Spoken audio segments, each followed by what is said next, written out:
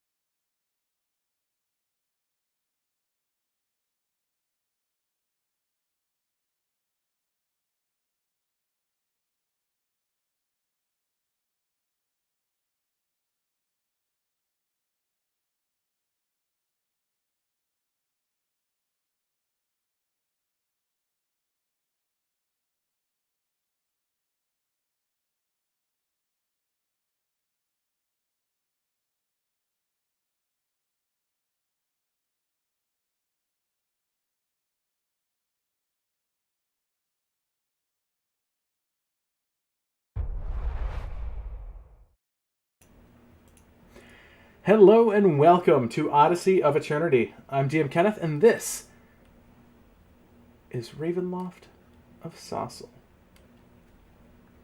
Last we left off, you guys have been fighting through this druidic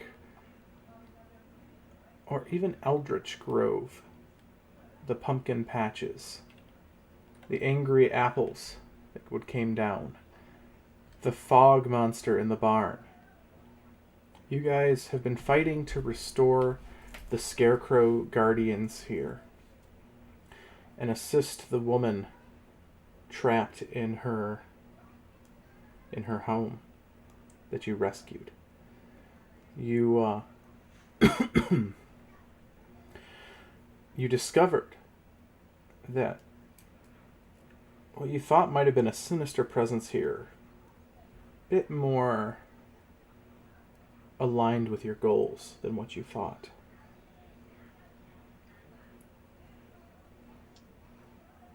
As you guys left, you guys began to search the grove, the apple orchard, with Fei Lin's magical aura covering you guys, making you all seem like these magical apples. That way, the angry orchard would not attack.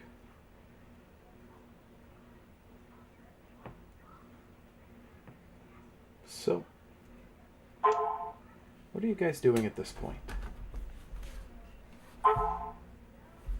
Just a note, we knew that we had to be quiet. Like, very, very quiet. Yes. And we got one of the marks.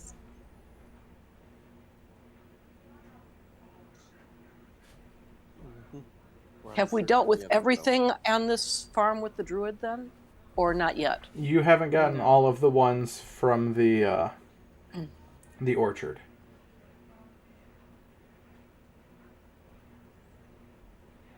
Well, does that mean we need to go back to the orchard? You guys are currently in it. You guys were sneaking through. Okay. Yeah, we were looking for more of the marks because they're really hard to find. We're basically playing Slenderman right now. Yeah. Also, is Numa with us, or did Numa show back up? Numa's here, yeah. As you guys are sort of walking, he just sort of apparates through the stone, as Phelan had definitely not hidden him in the stone in this area last he was here. Okay, immediately, finger to lips, just...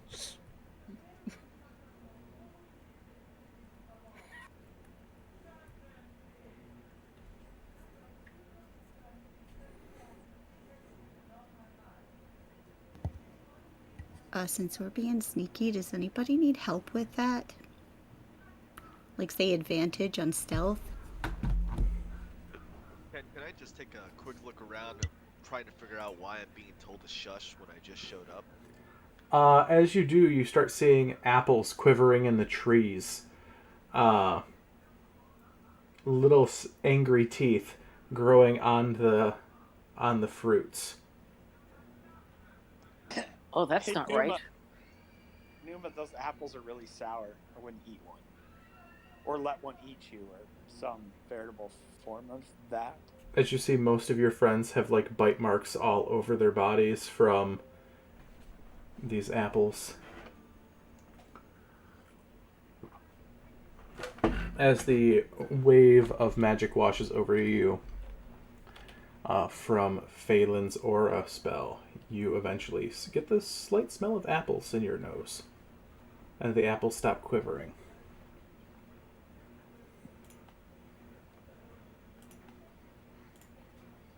How many apples? Lots. You're in an entire apple orchard. You were about to say Angry Orchard, weren't you? I mean, that's the name of the episode tonight, A Very Angry Orchard. It's also the name of some hard apple cider. Not sponsored, but if they'd like to. I would drink to that. I will mount to Numa because I'm not talking. um, that there's something in the woods that's not the apples. Something worse. As you also hear, as she said, or as Vita says that, you hear the kunk, kunk, kunk, as you see a what appears to be a 9-foot tall crystalline statue coming through large saber-like fangs at its teeth, dripping with blood, as you see dead animals following in its wake, seemingly exsanguinated.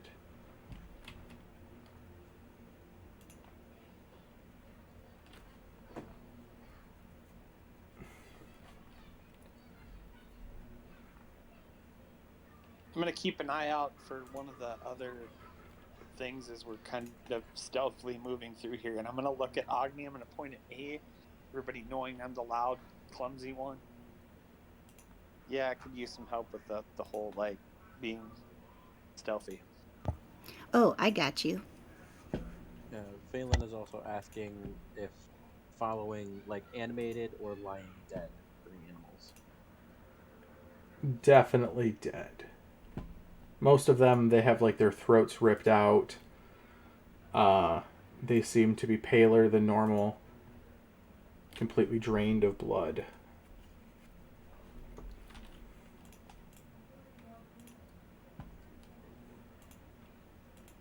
Is this wrongness coming from the apples themselves or from something else? Well, the apples definitely don't seem to be great. Okay. But you see that large statue-esque thing just slowly maneuvering, like trying to find anything. You see a deer sort of run past as it just sort of shoots its arm out and grabs the deer by the neck. Eat. Lifts the yuling beast up into the air. With a crunch, it snaps the neck.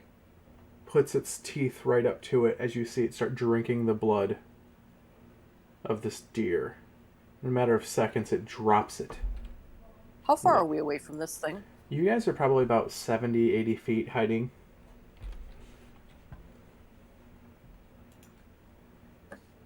Okay, moonbeam. 3rd level. Okay. As this is going to be initiative. That's one of the scarecrows.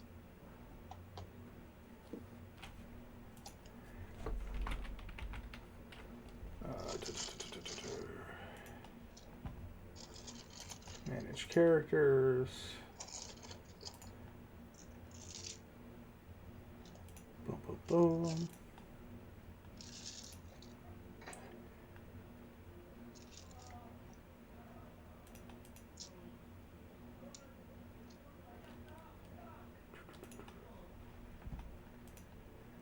All right.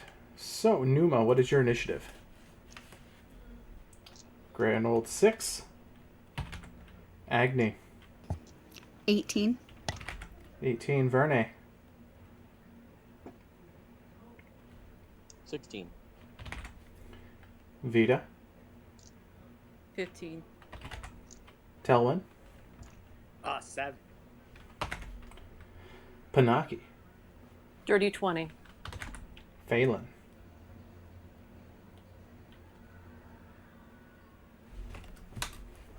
They posted it in the chat. Okay, let me The pull it 19. up. 19, all right.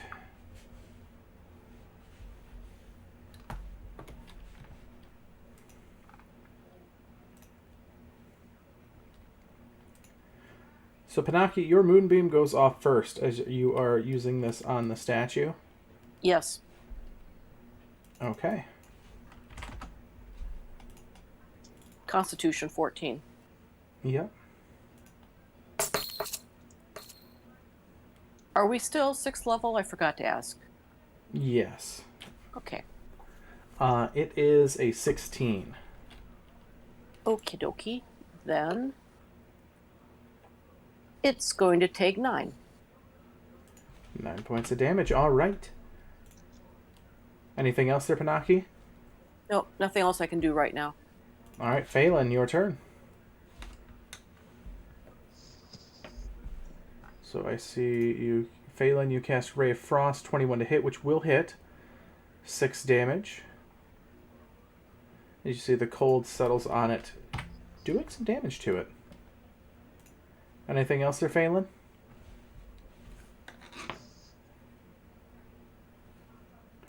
And you start to move away. All right, so you are 100 feet away from this thing at this point. Agni, your turn. Well, I just look around super confused because I thought that we were supposed to be really quiet, and I guess I'm just getting mixed signals, so I'm not sure what to do. But you know what? I got to look out for my friend Telwyn there. So just to be safe, I'm going to go ahead and do my Shield of Faith on Telwyn, because got to look out, you know. Okay. Anything else? I want to move the fuck away. Please, thank you. All right, so you move another 30 feet away. You are a grand total of 100 feet away from it at this point. Next up is its turn.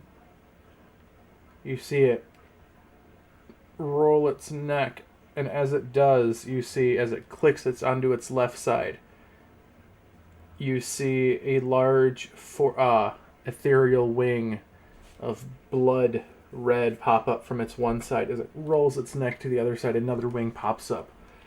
Ethereal, blood-like material. And its head swivels right to Panaki, who cast the spell. Is it when it starts its turn it has to make the save, or ends its turn in the moonbeam? Thought it starts.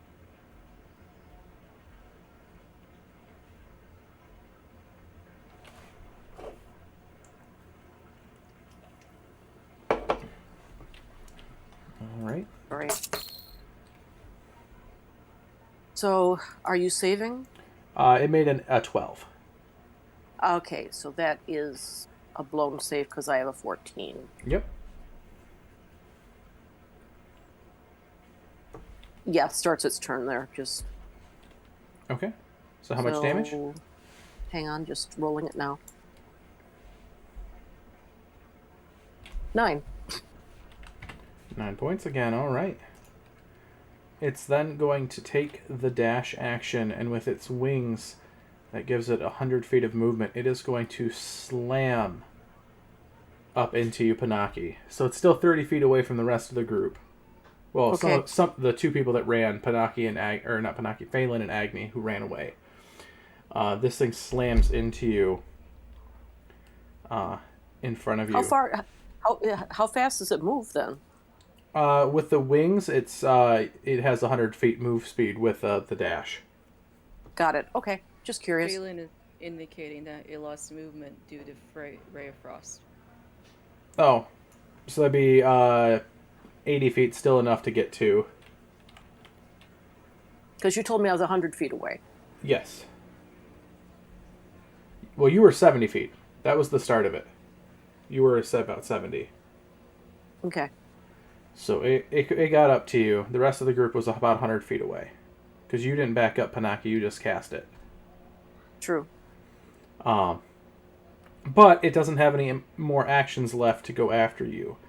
It lets out a roar as you see the deer carcass that lands, or that landed on the ground. You see it turn into a fine bloodied mist that rises out, and that's going to fly 60 feet towards your group as well.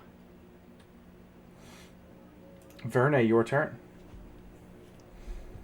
I am going to frantically start looking around for more of those symbols. Okay. Give me a perception check.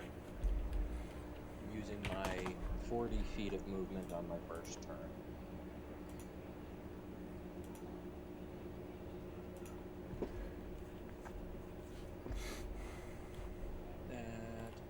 17. 17. You don't see anything in this area.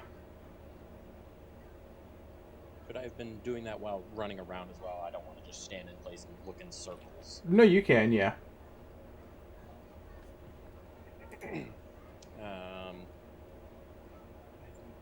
actions, not really. That's all I've got.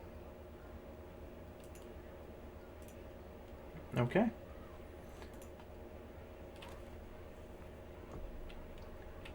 So, next up, Vita, your turn. Ugh. Alright. I am going to cast Armor of Agathis at 2nd level. Okay. And I will say out loud, look for the symbols. Anyone who wants to try to help keep it distracted, go ahead, but I'm going to stay put and try to help Panaki. Thank you. I'm not happy with you right now, but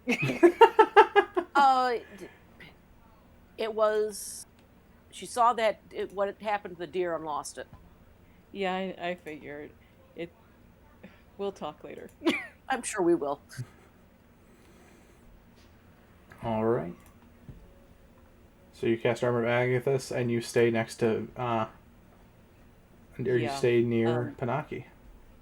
Yeah, I will stay near Panaki and put my temp hit points on in a moment.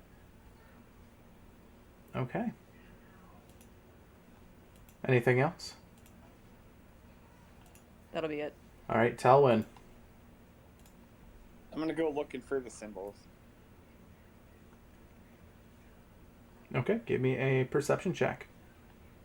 26. 26, okay. It takes you about 20 feet of movement, but eventually you do find one insignia carved Okay. into one of the trees.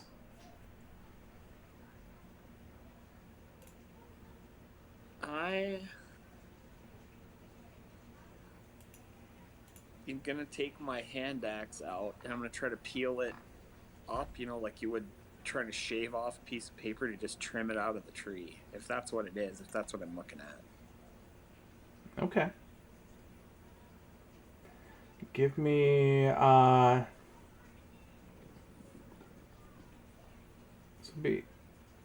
so you start doing that. You don't have, as it was your action to actively search like this. You start to do that. Okay. Anything else? No. All right. Numa.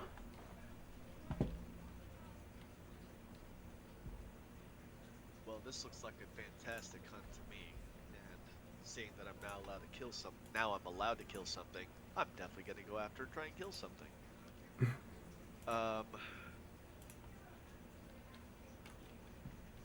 So I will take both of my shots. Did I take? I do have sharpshooter. Fantastic. All right. So sorry, I had to scroll and make sure I had actually had it on this character. So I will take both shots at this crazy looking vampire crystal lion thing that looks like it'll make a good trophy. So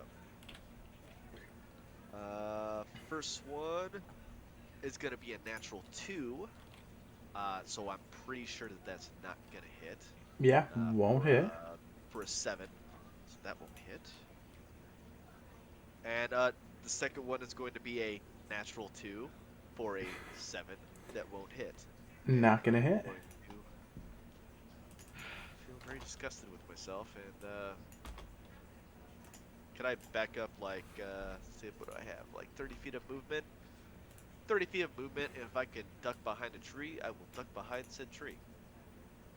You absolutely can. That's my turn. All right. Next up is going to be another mist is going to rise from this time a badger that was drained. It rises up and will shoot off 60 feet towards you guys. Not enough to get to you guys, but on its way. Panaki. Well, I've still got the concentration going on Moonbeam. So I really can't do much of anything else, can I, as long as I'm concentrating? No, you can still do lots of things with while concentrating. You just can't cast another concentration spell. Well, in that case... Also, the moonbeams at this point, too, because you can only move it 20 feet a turn, right? Yeah. It's about 70 feet away, so it's take you 3 turns to get it up to, if you wanted to keep it up. Oh, let's leave it up and call lightning. So call lightning will override See, that's okay. the moonbeam because it's concentration. You're right. You're right. Tidal wave? That should work. Okay. Boom. Because I don't think that's concentration. No, it's not concentration. So, splash. All right, you have a large tidal wave come, and that is a con save or strength save? Dexterity. Dexterity, okay. It is going to use a legendary action and succeed that. Or legendary resistance. Okay. Because they got a natural 1. Well, dang. Actually, can I have it re-roll again because I've got lucky? Not with legendaries. Those are just Not with instant legendaries? successes. Okay, so then it takes 7. Okay. All right, anything else, Panaki? I'll move my moonbeam and back off. Okay. You will take an op attack if you back up. Because it is within 5 feet of you. I don't think I have a choice. I'm going to back up. Okay. It is going to attempt to bite you here. That'll be a course it is. 14 to hit. That's my armor class. All right. As you go to reach away, it bites down on your on your arm. Okay. 5. You'll take 8 points of piercing damage. Got it. As you feel a curse settle on your shoulders. Okay. You don't really feel like anything is different, like body-wise, your ability-wise, but you definitely seem seen by the statue. Okay. Like you have some sort of beacon. Okay. But you pull back about 30 feet away from it. Anything else? Nope. All right, Phelan.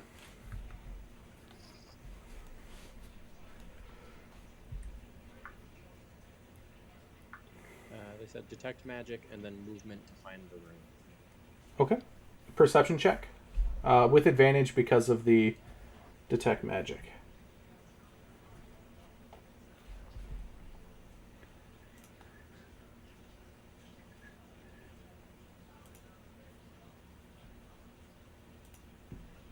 Oof. Oh wait, advantage. Yeah, so their advantage was a 23. Yeah. Okay. You are able to find another rune in this area.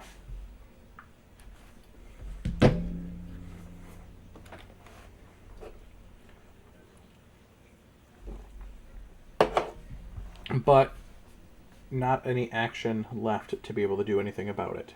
But you do head towards it, yes. Next up is going to be Agni.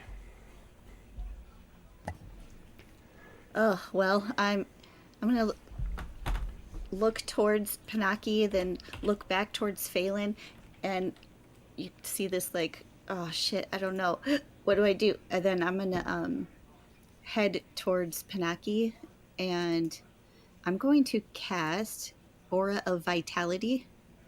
So as long as she's in, well, anybody within 30 feet of my aura, I can use a bonus action to heal them. I think it's 2d6. Okay. And that is a full action. So then bonus action. Nope, hang on. Never mind, because that's a leveled spell. That is it. Bonus action, obviously, actually, sorry, would be to heal Panaki with my aura. Okay, and that'll also drop the Shield of Faith, because concentration. Oh, shoot. Yep, I forgot.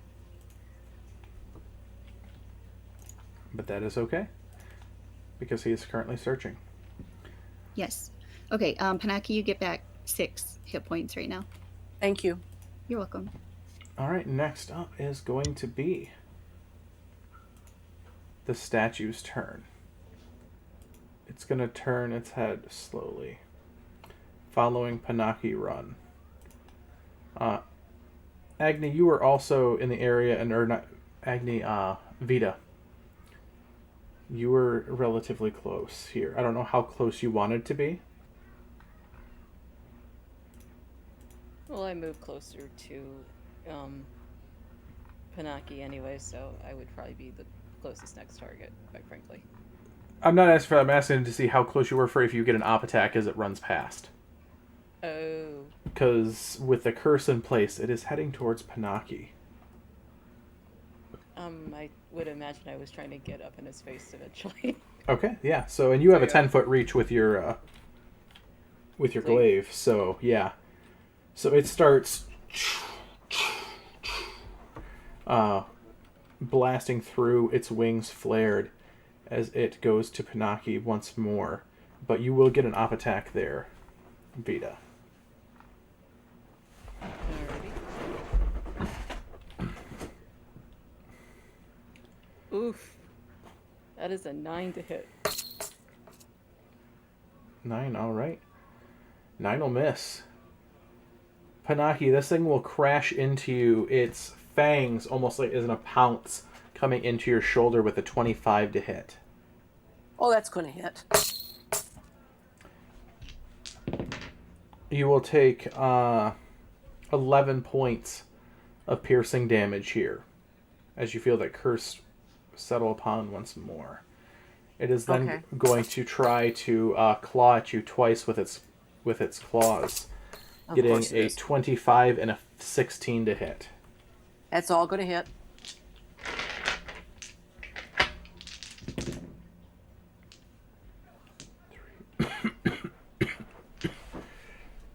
As I rolled lots of snake eyes here for 10 points of slashing damage for 2 hits. Okay. Wow. Okay. As I rolled lots of snake eyes. Alright, one of the mists are going to veer off, and this one is going to crash into Telwyn. As he was searching for this one of the runes as he's trying to scrape it off. This thing is going to occupy your space, Telwyn, and engulf you.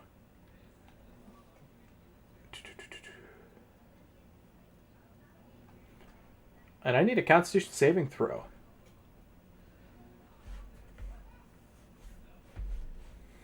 18. 18, all right.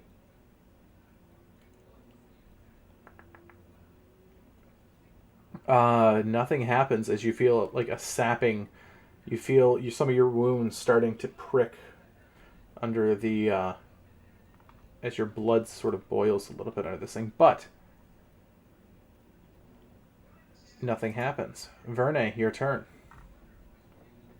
Oh, did I? Actually, no. Do I see Telwyn with the scraping at the one symbol? You can, yes. I'm how far away? I think about, because he ran, you were in the area, he's about 30 feet. About 30 feet. Then I'm going to run my 30 feet over there and just kind of, instead of just trying to scrape off the symbol, I'm just gonna slash it with the sword, with the magical scimitar, Okay. Give me just like I did with the last one. yeah, give me a Arcana roll here. Oh, dirty 20. All right. You will take half of 4 points of force damage as it radiates back at you as you slash or you scrape it down. However, you do Like enter. the other opponent, it looks deactivated. This one does spark out, yes.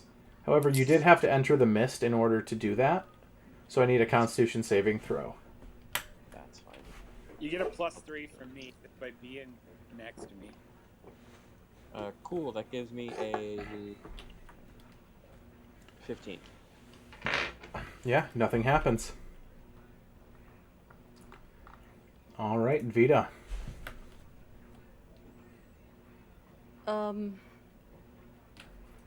Okay. So have we all the symbols that we've discovered we destroyed, correct? So far, We 2 don't have have- been destroyed in this area. And the third one hasn't been found, correct? Currently, Phelan is currently at another one that he found. Alrighty. And he's not 120 feet from me, correct? He is not, no. Alrighty. So then I will take this moment to Eldritch Blast this creature. Because why not? Okay.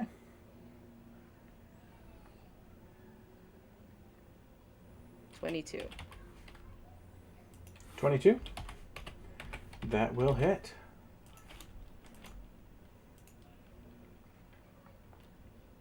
And that'll be 8 points.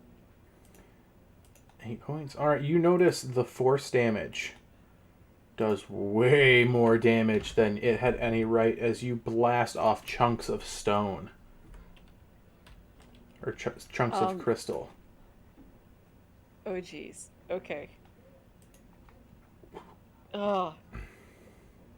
The only thing is that I would have done a second one, and I hate that I would have right now because I don't think she would have had the instinct to stop. So Well, they get fired They fire instantaneously. Yeah. So yeah, this is happening. So 19 for the other one. 19 will hit as well. And that'll be 4. Okay. And then I will, as a bonus action, let's see here. Yeah. Okay. Bonus action, 2 of my dice pool to Panaki, if she's in 60 feet of me.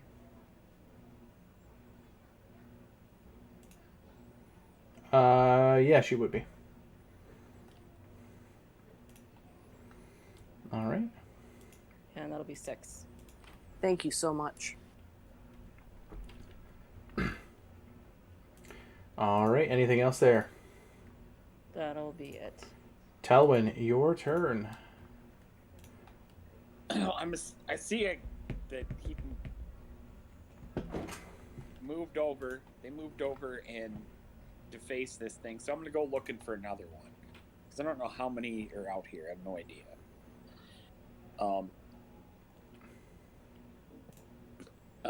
19 on a perception check. 19 on perception. Okay. You're looking around. Can't find anything. In your... Well, I'm gonna poke my head around from the side of the tree that I was behind, and if I can get a line of sight, I will take 2 shots. First one's gonna be a natural 1. I am rolling really well tonight, so that's obviously not gonna hit. Oh, never mind. Why don't you just take inspiration and re-roll that? All right. It's gonna be a 9 for a 19 to hit. That will hit. Yay!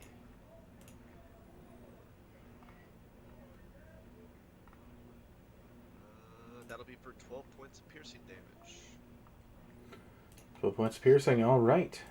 And my next one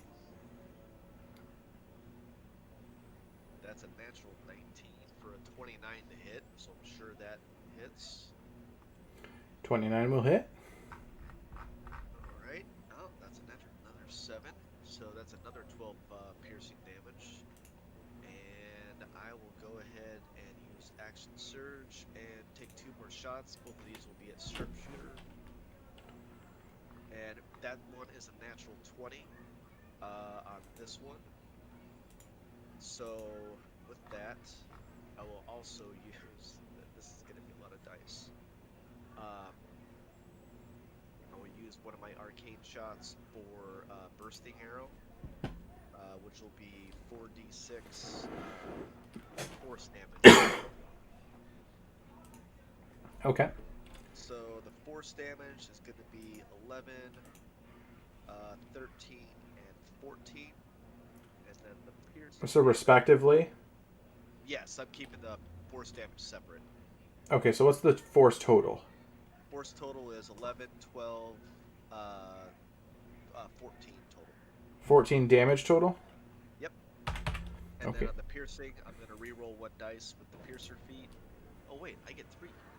Because I get the piercer feat, so actually I get... And that'll be on that. Alright. And then plus 10 because of sharpshooter. Yep. So that'll be whatever I just said. Up is going to be one of the mists that rose from the badger. This one is going to... Actually, no, this is the one that was on Telwyn. So, Telwyn, this one is currently not on you because you left, but Verne is currently in this. So, Verne, I need a Constitution saving throw. 17. 17. All right, nothing happens. Next up, Panaki.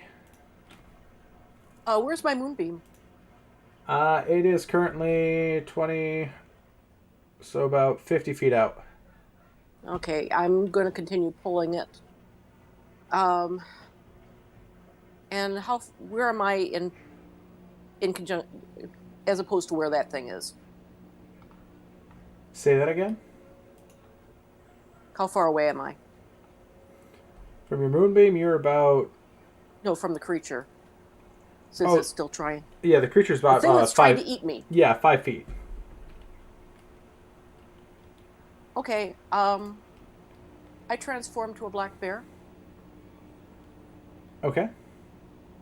Can I attack this round? Or is that my round? You can attack... you're not that type of druid, so no, you cannot. No, I'm not. Okay. Actually, can I transform into something small and still keep my moonbeam going? You can keep your moonbeam going for either of them. You don't lose concentration when you transform, unless you use polymorph. Okay, no, I'm not using polymorph, but I'm just trying to... I transform into a rat. Okay. You know, poof. Yeah. And I'm going to skitter away from this creature.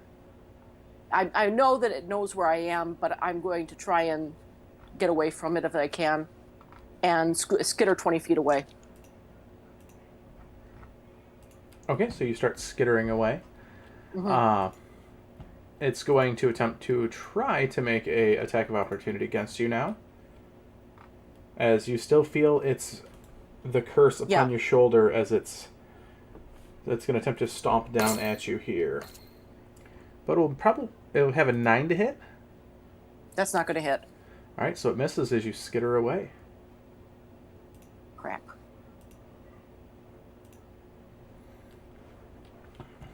All right. So how far did you move with that?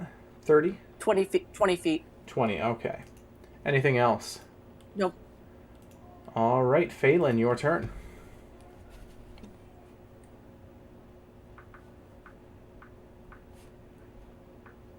What school of magic is the rune?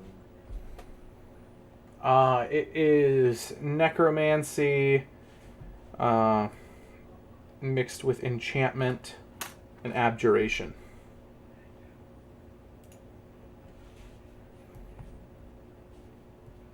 Did he post that in there? It's not populating on my side. I'm seeing his posts. And am I. It is not populating yet on my phone, so I could tell. That's my best friend. Like, put that in. How would it inflict wounds work? You can definitely try.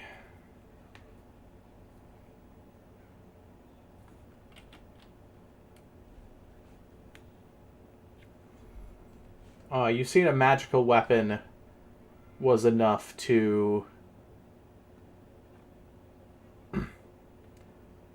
break it.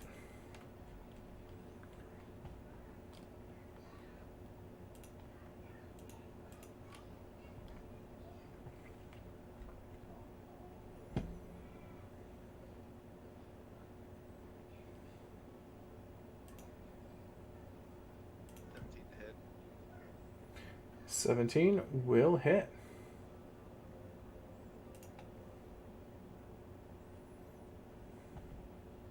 16 damage. 16 damage. All right.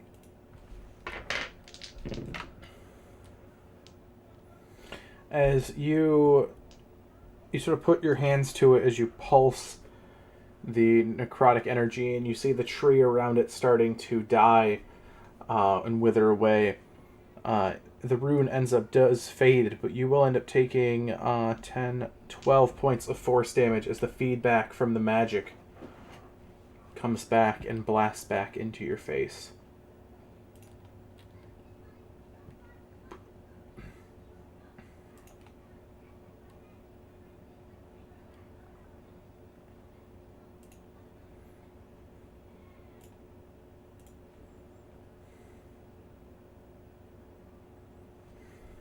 The phase step wouldn't have stopped the damage because the damage happened as you did it.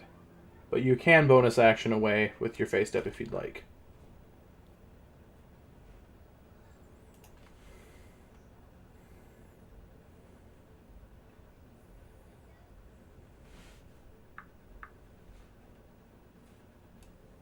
Okay, so you stay there. All right. Anything else there, Phelan?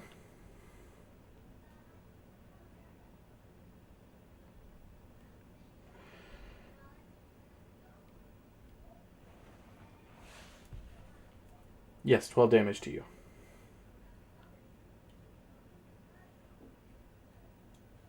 Okay. Agni, your turn.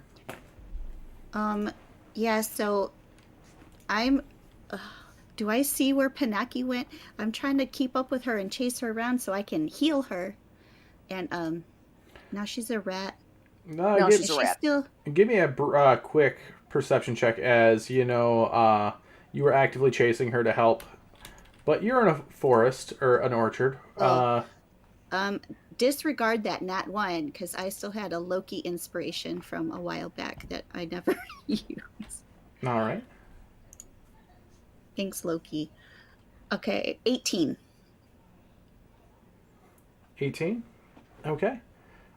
You do see her skittering through the brush. Okay. How far away? I need to try to stay moving towards her so that. She's about 30 feet.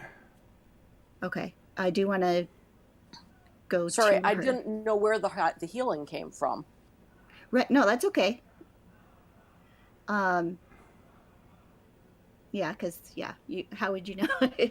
That's okay. Yeah, so I'm just gonna move towards her and try to stay keep her within my 30-foot radius, and then I had a question about her curse though. With the curse, like curing it. You don't it know has that to. she's cursed, though. This is like an internal thing for her, and she didn't Right. let out that she felt something. Okay, no, that's fine. It was kind of an out of character question for you about how it worked, but that's okay because Okay. I wouldn't know how it works. Okay, so I'm going to cast How is she looking first before I decide what level? Is she looking pretty beat up? I'm about half, more or less. She looks like a Half-seed. rat. Yeah, but I'm just saying if you're asking that, when you saw me last, I was about at half. Okay.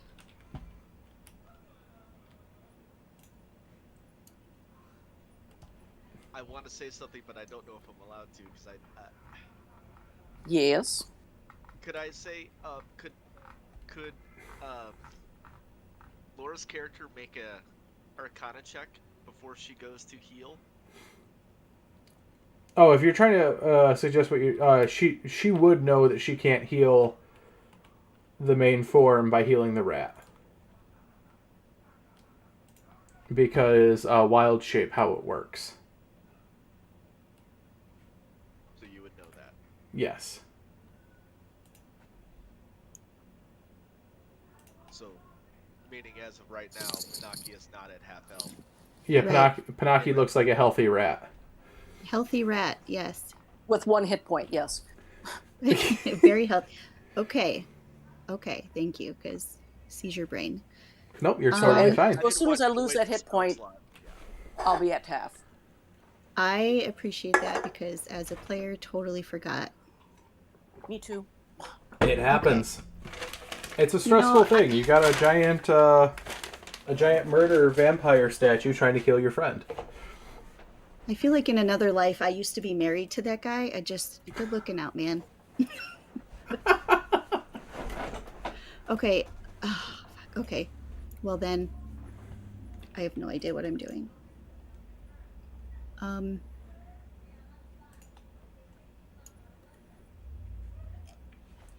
How hurt is the big baddie looking? Is he looking pretty beat up? He's looking quite cracked at this point.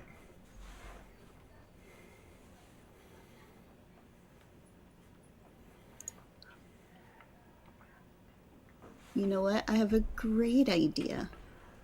I think. I hope it's a great idea. I would like to cast Sanctuary on my little rat friend. I don't want Okay. them to get squished. Is that concentration? No, it is not. Okay, good. So, Rat now has... Panaki Rat now has Sanctuary on it, as you feel a little bit of tranquility come down upon your fuzzy little shoulders there, Panaki. Oh, that's sweet. Anything else there, Agni? Since that is... Sanctuary is a bonus action spell, could I choose to cast it as an action or use my Aura It has to Vitality be cast cure as thing? a bonus action. Okay, then never mind. That is all. Thank you. Okay. The vampiric statue is going to stare at the rat and going to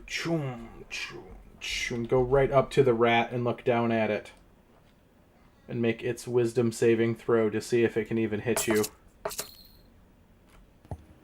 DC 15. It looks to go stomp down and then just smashes into the tree right next to it.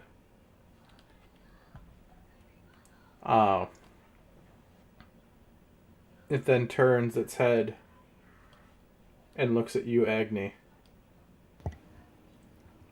And charges. I smile very big. Friends? It gets right up to you. 14 to hit. That'll miss. Okay. And a 10 to miss, or 10 to miss will also miss. All right. The mist that is a mist engulfs, billows out and engulfs you, Vita. I need a Constitution saving throw.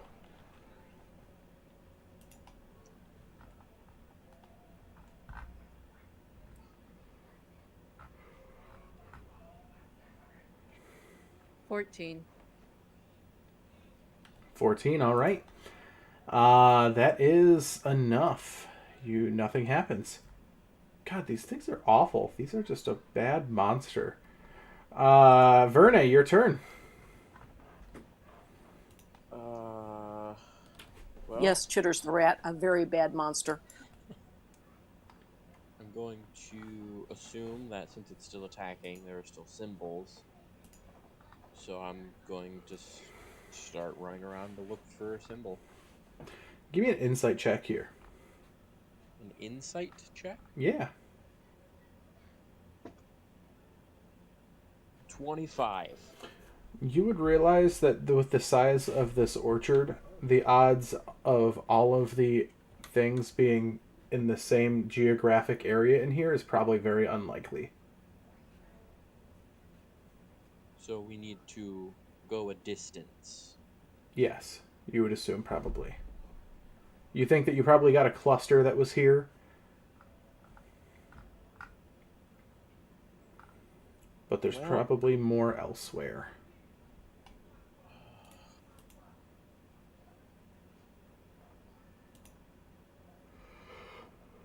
Verne will contemplate the options, give a begrudging look, and run over to the creature. Okay. And then take, well, bonus action as I'm running over, Hunter's Mark on it. And then take 2 of my +1 scimitar attacks on it. All right, sounds good to me. That is over 20 and an 11. Over 20 hits, but an 11 does not. That is 8 points of magical slashing damage. 8 points of magical slashing. All right. Anything else? Nope, that's all I got. Vita, your turn.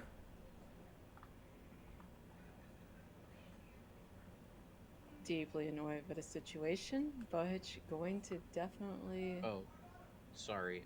There is one thing. As I'm running over, I will yell. There's probably not any more in this area. We need to go somewhere else to find more. Yes, that would be a lovely thing to be able to do, if only it weren't attacking us. And I will Eldritch Blast it again and Okay. back up a bit.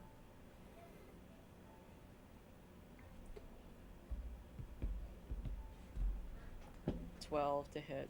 12 will miss. Sorry, didn't mean to do that then. 12 misses, and I'm not doing the second one. Okay. Anything else?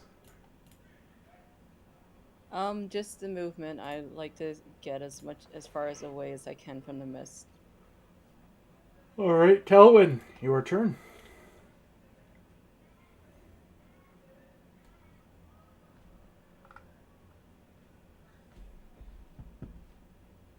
Elwyn, if you're talking, you're muted. Oh no, I was thinking for a second. That whole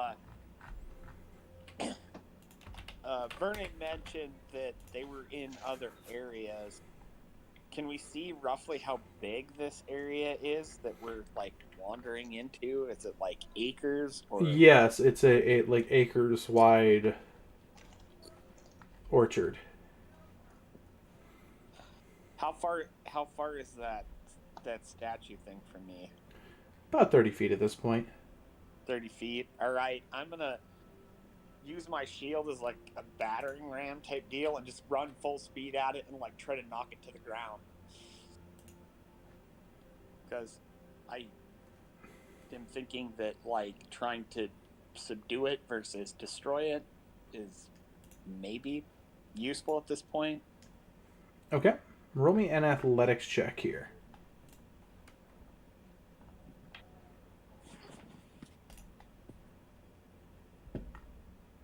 $22. 22, all right.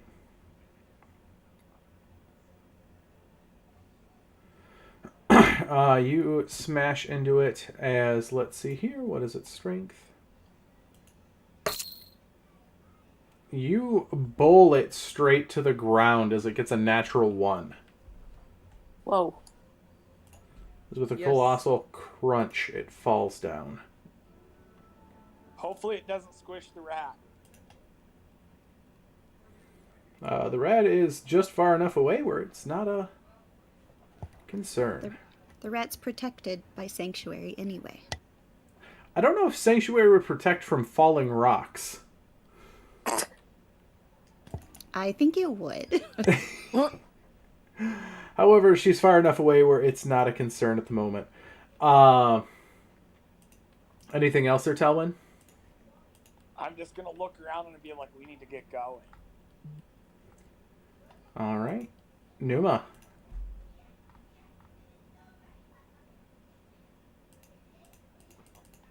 I think it's definitely time to put this thing down. And I will take 2 shots at the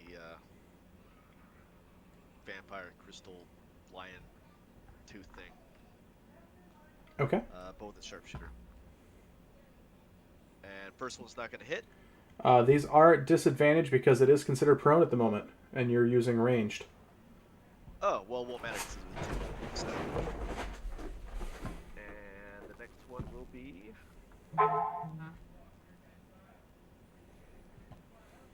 Yeah, that won't hit.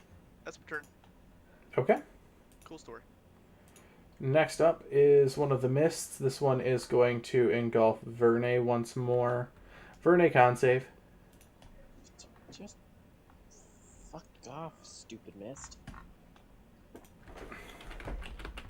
That's a 17. 17. You pass. All right. Next up, Hanaki. Okay, I'm a rat. You are a rat. And I have a sanctuary on my back, and I'm moving my moonbeam closer if I can. Okay. You absolutely But- can. I take it. Sorry.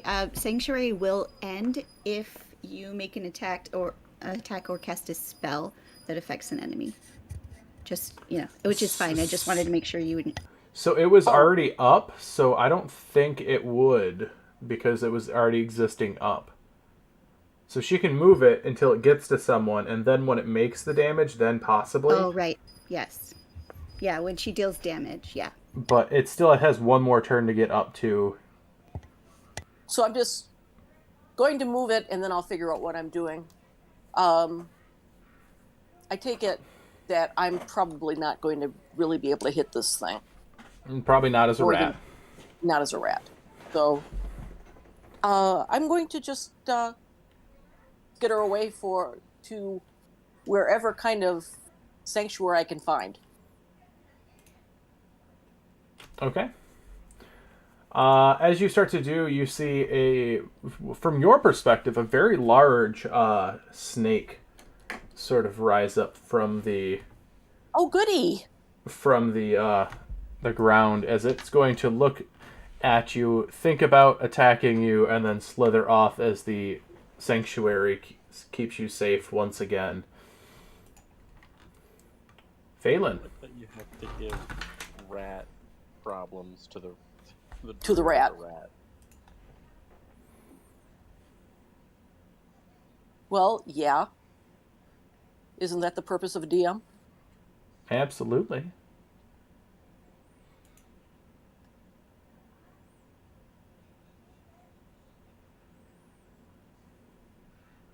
How far from the main monster am I? You keep moving back, so you're probably roughly. This is Phelan. Oh, Phelan. Probably like 40, 50.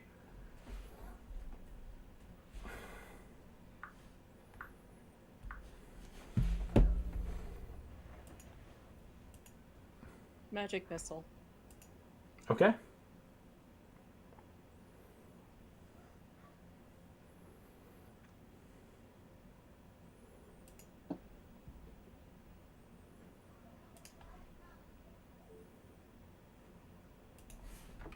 Six total. 6 total. All right. Wait, 6 total for all the magic missile?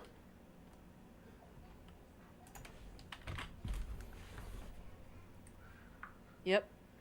Wow, that's really low for a magic missile. but still does a. Ugh, that's awful. Does a lot of damage though. Still does a lot more. Next up, Agni.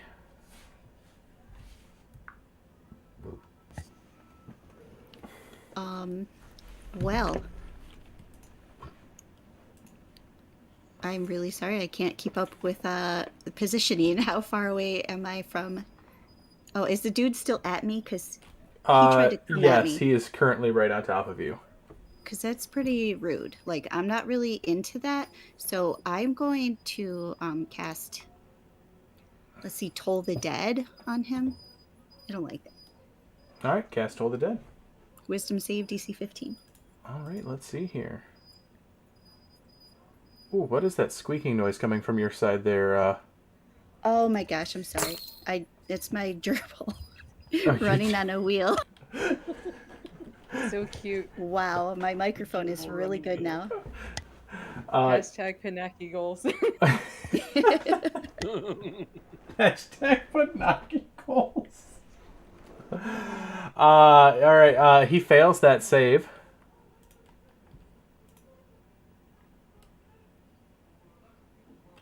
All right. Ooh, I rolled really good damage. 21. 21, all right. Yeah, and that's necrotic. All right, you start seeing some of the statue starts dimming as the damage is hitting harder and harder.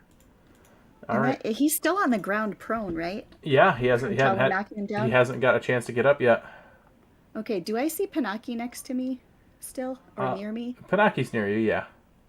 Can I just, like, pick her up and start running? You can. You'll take an op attack from it as it leaves you, or as you leave Even its though area. it's prone? Yes, it can. It'll just have a disadvantage to attack. Okay, that's fine.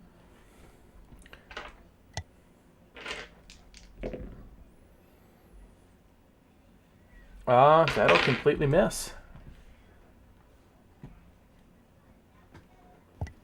I laugh at it on the way out. No friendship bracelets for you.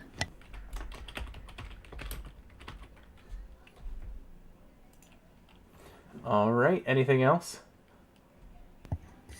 No. I just hope that Panaki doesn't mind that I just, like, picked her up and started running. Not at all. Come on, little rat, let's go. All right.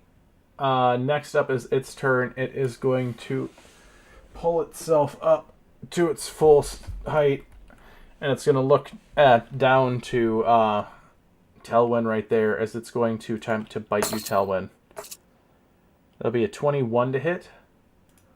I'll hit. All right. For 7 points of piercing damage.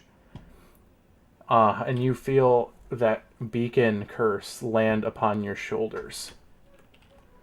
It's then going to make 2 more attacks against you with its claws. 23 to hit, which will hit.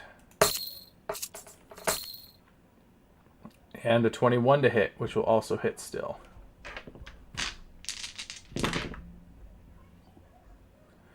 So you'll take 8, 12, 17, 23 points of slashing damage from this thing. As it, like, slashes right into your stomach as it bites and then tears. The mist is then going to float through to engulf Agni. One of these mists engulf you, Agni, and Panaki as well, because this is just a engulfment. It's not a saving throw or it's not an attack roll or anything. I need a con save from both of you. 20, dirty 20. Okay. Dirty 20 as well. Heck yeah. Sounds good to me. One hardy rat. Right? I was about to say, like, exactly where did you put her as you picked her up? Because that would have been a really awkward moment. But this things can't even get a rat. All right. So next up, Verne. I kind of think I'm on her shoulder at this point. Okay. Does anything happen since I know I was engulfed before starting my turn in the engulfment? Starting your turn engulfment? No. Okay. Then I'm gonna walk out of the engulfment and just walk around to the other side of the guy and look at the mist and just shake my head at it. And then I'm gonna attack the statue twice. Okay. That is a 17 is my lowest. 17. That'll hit. Cool. I just threw a dice and I don't know where it went. I'll have to find that later.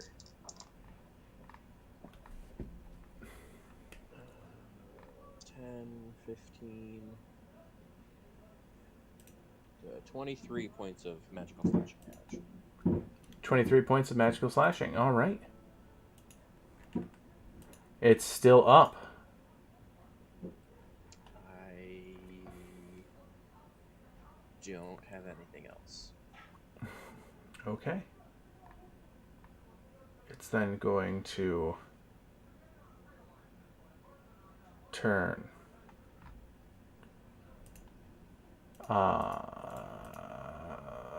To Vita's turn. Alright. Vita will... Actually, here's a good question. Can I even Eldritch Blast with so many people surrounding the target? Yeah, you can. He's really tall. He's taller than everyone in the party. Okay, just checking. Alright, Vita will say, I am really sorry about this, Snowy. As that's what she's calling the Eldritch Monstrosity. As one does.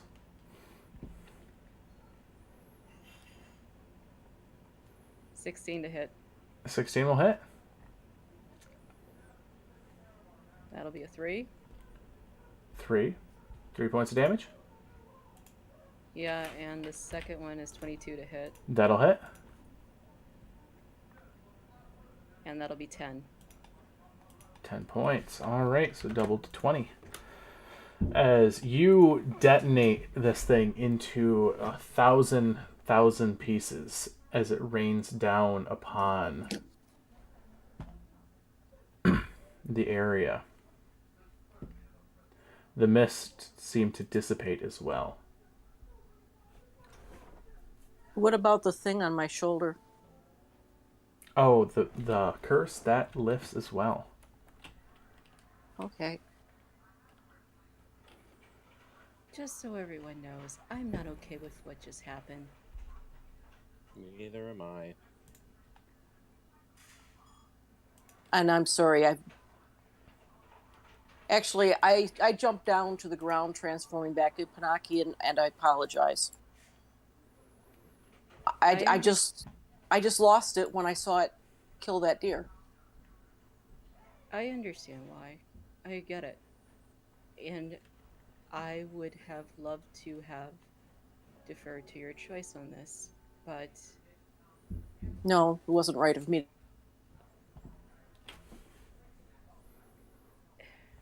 We've done it now. She said we could have killed them, but I just would have preferred if we had left it alive. It's too late now. Let's continue. You guys do remember you did kill the fog one and it came back. Well, here's hoping that it does, but we don't know. Give me a perception. Does anybody need healing? Is there anything around there that looks like something that might be suitable for a trophy? Like maybe just a little thing. Yeah, give me a perception check.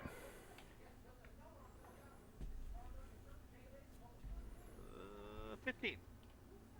So you're looking at all the shards as you see them slowly, ever so slowly, starting to click back together. Welcome back, Numa. Just want to point out these are clicking back together. I don't know if you guys want to stay here. I mean, Nope, we were let's supposed to be get quiet. outta here. I got a shushy when I showed up, but then I guess we weren't being quiet. That was the thing we were supposed to be quiet about. I don't know why. Let's leave and find these other symbols. Agreed. I'm gonna look over at Vita after Vita's comment and be like, I thought snow globes were supposed to be fun. Uh, I don't think that he is supposed to be fun. I think they have a job they're doing, and we are vaguely screwing it up as we're trying to help. So So let's go find the other symbols. Could my aura of vitality have done one more round of healing on somebody before I drop Yeah. concentration on it? Yep. Does anybody still need healing? I do. I mean, Okay. I'm pretty sure if you use it on me, I will be back at full health. Yeah, but you um are we all together again? Yeah, you guys are all together. As far as I know, Oh, yeah. okay. Well, I'm gonna use it on Panaki because she got her ass beat. That's fair. So Well, sometimes And you gotta learn a lesson. And I'm gonna go that find my, and I'm gonna walk off and go find my arrows. okay. You get 6 points back, and then I'm gonna drop Appreciated. concentration on that. As Numa is walking away after saying that, Verne is just staring at the back of Numa's head.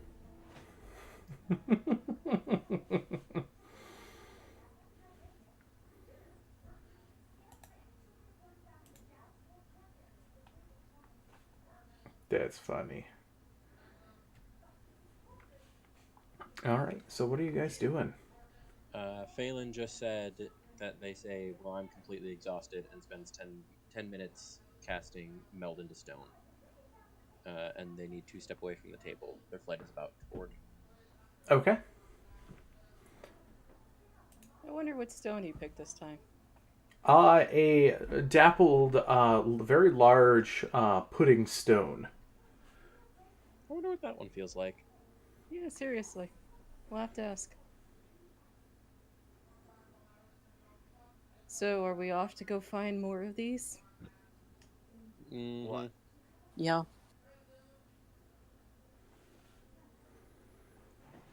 Come I'm gonna on, use Phelan's my healing henchmen. pool. What's that? Sure, we're getting put into stone. No, only he is, because he has flights coming.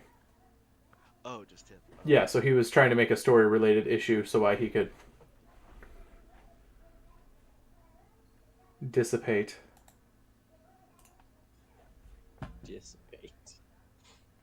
Dissipates.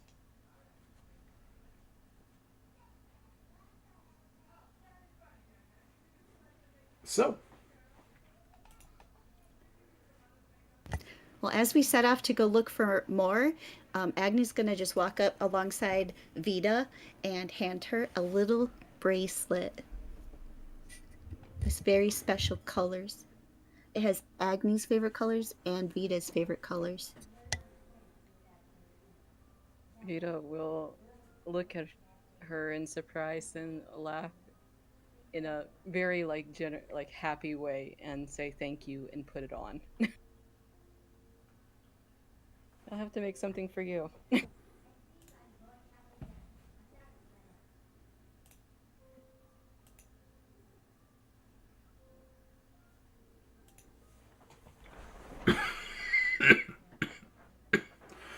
So where were you, Numa?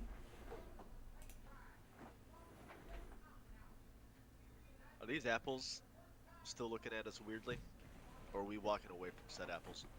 you're in the orchard for the... Because he's not here, though, you guys still have his aura that he put on you, because I'm not going to take that away, because then this entire place will be a combat. Hey, I'm all about roasting some apples. I am also not dropping Armor of Agathis for the max time I can keep. That's totally fine.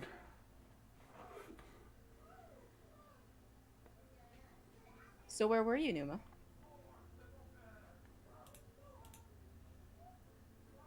I'm just gonna keep an eye out, just making sure as we're walking. Okay. I'm gonna Ignore me. actively look while we're walking for any more of these symbols or crap in the grove. figuratively speaking of the crap, of course. Nope, very literal. How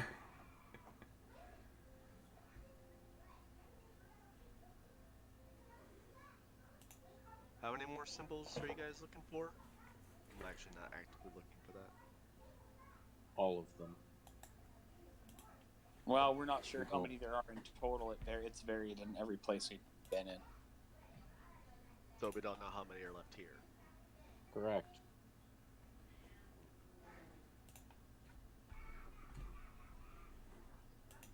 However, it is the last place we have looked in this place, so I'm assuming once we find the last one, something's bound to happen.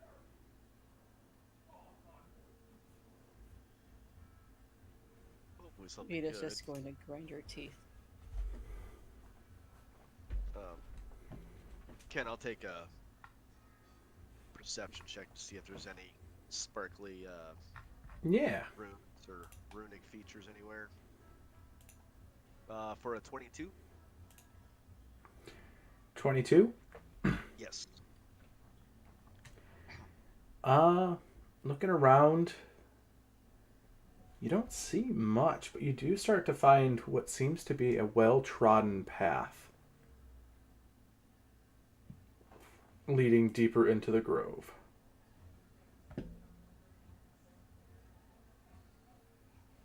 Well, guess we could just go deeper and find more. Seems like a good idea to me. It's And I'll at just least start walking. a direction. Maybe we'll find friends if that went that way. Lots of friends. When you say well trodden, do you mean as in recently traveled or just traveled a lot? Traveled a lot, like this seems to be an ancient path. Okay. Does it look like anything's been fresh in front of us? Give me a survival check. Oh, of course. Do you want to assist me on that, or do you want to take a roll? Since you're I can do guidance. I mean, I can do my own because I'm not actually proficient in survival. Oh, So you're I not? can't actually Okay. help you. But I I do can my throw own. guidance at you. It won't make a difference. I rolled a 2, so it's Oh, Ken, I believe I've asked this before, but this doesn't count as a forest, right? Because it's a No, this is a cultivated orchard. cultivated orchard. That's fine because that's 19 total. 19? Numa, what'd you get? got an 8. Wasn't anything good. Looking at it, it's like Numa. You can't tell any of this. You're looking at it, and it just seems like a well, like that the frost has been trodden down and with the dirt, everything. It's just a hard packed trail. But you, Verne, you get the telltale signs. Just the ever so slight, like you see a broken branch just off to the side, like ever so subtly, like maybe their pant leg snagged on a twig. Like little things that show that someone had come down this way. Mm-hmm. You don't find any like footprints or anything, but you do find evidence, be it very light evidence that someone's been down here recently. Verne's gonna look at Numa with the look of, I don't know how you're such a successful hunter if you don't pick up on these things. More than one type of hunter. Maybe I was just trying to like make you feel like you're, being helpful and realizing things. But I'm glad you finally picked up on that. It means you've been watching me. And then I'll start walking down the path. Verne gives a harsh stare into the back of Numa, and it's like a Hawkeye in Age of Ultron moment with Quicksilver of, would anyone know? Would something happen here? No.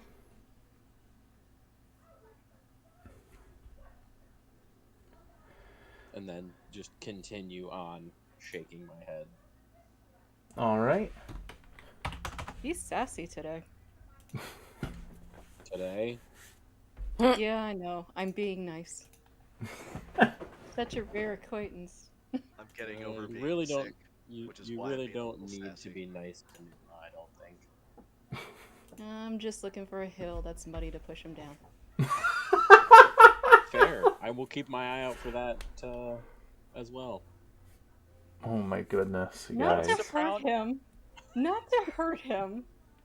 Just Yeah, just enough to to make him you know. point no. Looks around at you guys talking about muddy hills and be like, "Okay, maybe you're all missing something because it's frozen and cold as hell. We ain't gonna find no mud. I don't know what you guys are talking about. And keep going and looking for whatever we're supposed to find. These symbols." Also, Verne is not so subtly looking at the friendship bracelet in a very jealous way.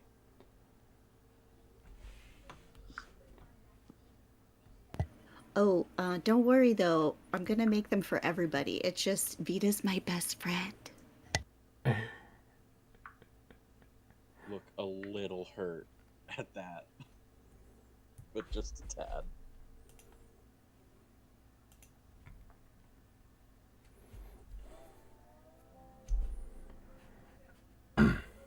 All right. With this is where we are going to take our intermission.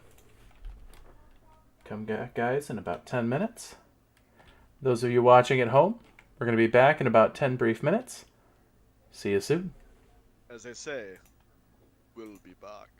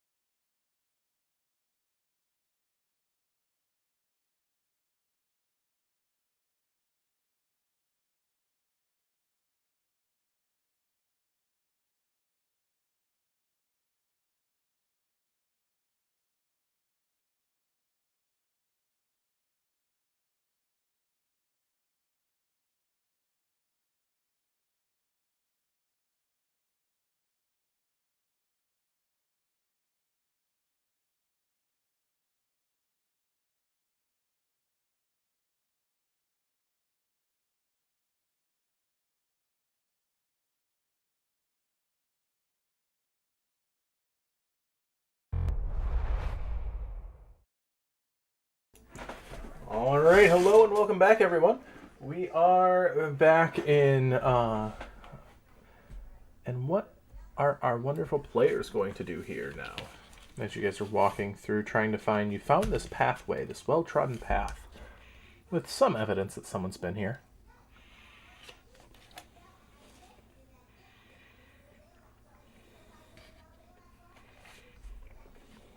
Well, let's just continue down the path and see where it goes. Do the rest of us know that someone's been down the path?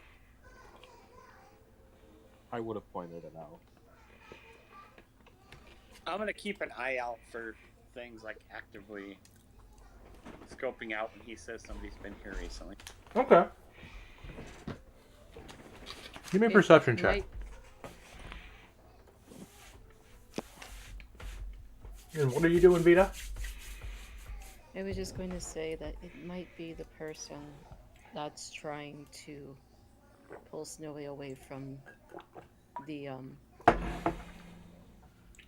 woman in the cabin. Also, at that point, Verne's gonna look at you and be like, Snowy? Yep. I mean, I use Leah, so why not Snowy? Okay. Fair enough. Can't argue with that. What? It's not like I'm going to actually say if I knew the other thing that it might be. Fair.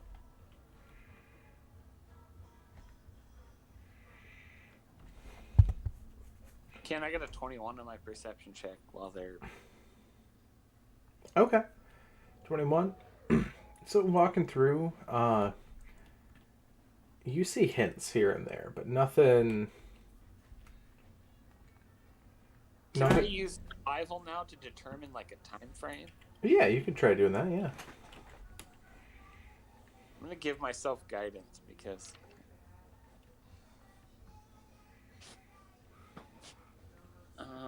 with guidance I got a 22. 22? Cool. You got about... within the day. Okay. I'm gonna turn around and be like, hey Verne, you must have taught me something because I kind of figured out that they've been here within a day. Nice. Knowledge just rolls downhill. Verne at this point is ignoring you. Just outright ignoring you. Using this chance, take a look at Verne really quick since he's ignoring me. Does he have any kind of like markings or symbols, anything like that on him that I can see? That would be a Verne question. I mean, very openly wearing a symbol of the Raven Queen. That's like a Other than patch that? on there. Anything like house-wise, maybe? No, I don't have like a signet ring or anything, if that's what you're wondering. That's what I was wondering. No, I don't have anything like that. It's just the very obvious symbol of the Raven Queen. Okay, cool, thanks. And that's it.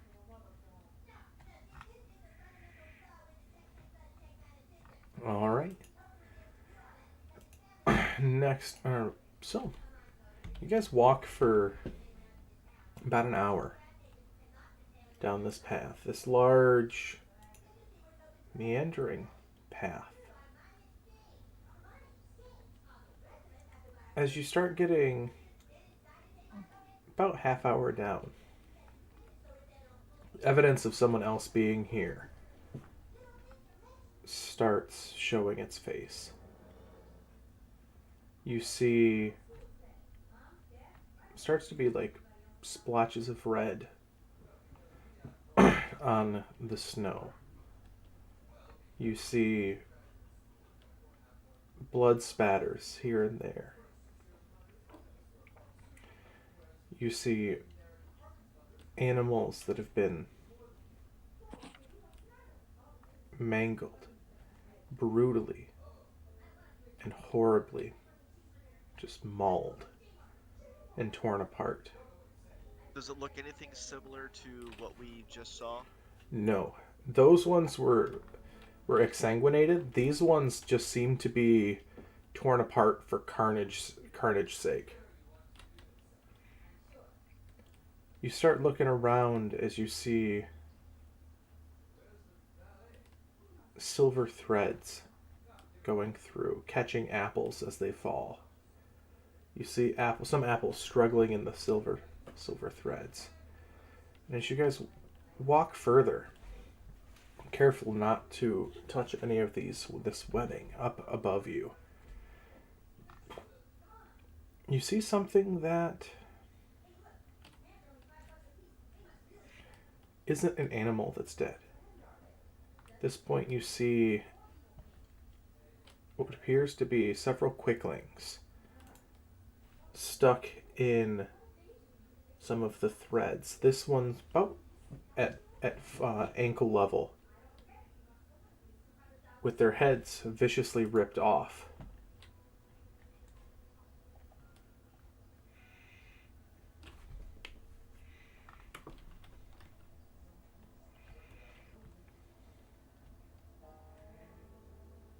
Renee is looking at this in disgust. It just gets worse and worse the further you go. I want to use divine sense, Ken. Your divine sense, that shows hallowed and unhallowed ground, correct? Yes, like fiend, celestial, undead, whatever. It's not a hollow per se, but it's more celestial and Oh, fiend that's the detect and good and evil that does the hallowed unhallowed. yeah. You don't see anything with that sense that pings. However, the feeling of utter wrong that you get in this area, you definitely feel like something has been desecrated up ahead. I'm definitely gonna have an arrow knocked as we're moving forward. I'll quietly point that whole like the sense. Well, it means we're heading in the right direction. Can I take a look around just to see if there's any like religious symbols? Yeah, you Or can. just yeah. Is there anything above us? Looking up, you just see the web spattered, or the gore spattered webs. And that'll be a nat 1, so we. You don't see anything. Are these Can I try to get a feel for this? You can. What do you want me to roll? You can do an insight check. If you're trying to look around for things, that's a perception. If you're just trying to get a feel for the place, that'll be an insight, though. Let me take a perception. 16. Perception. Perception, looking around, you see that the gore is definitely getting more and more concentrated as it gets closer to, as the path seems to be reaching its conclusion. Are we losing? I'm really trying not to go off half-cocked, but I'm really angry. Are we losing visibility the further we go in? Yes, it's getting denser and denser.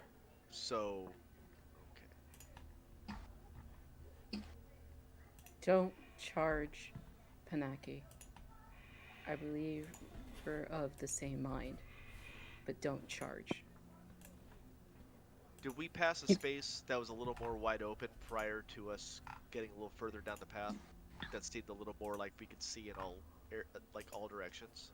Say that again? Did we pass an area? So, like when we're walking down this path, did we have an area that maybe was a little bit wider than the others, to where we could kind of see? Not 360. Not behind you, but looking forward, it does look like it does open up a bit further on. Okay.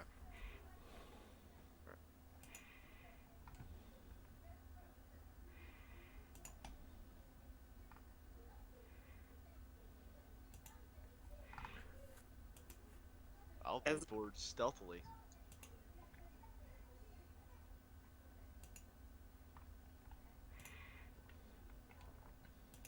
I'm gonna look over at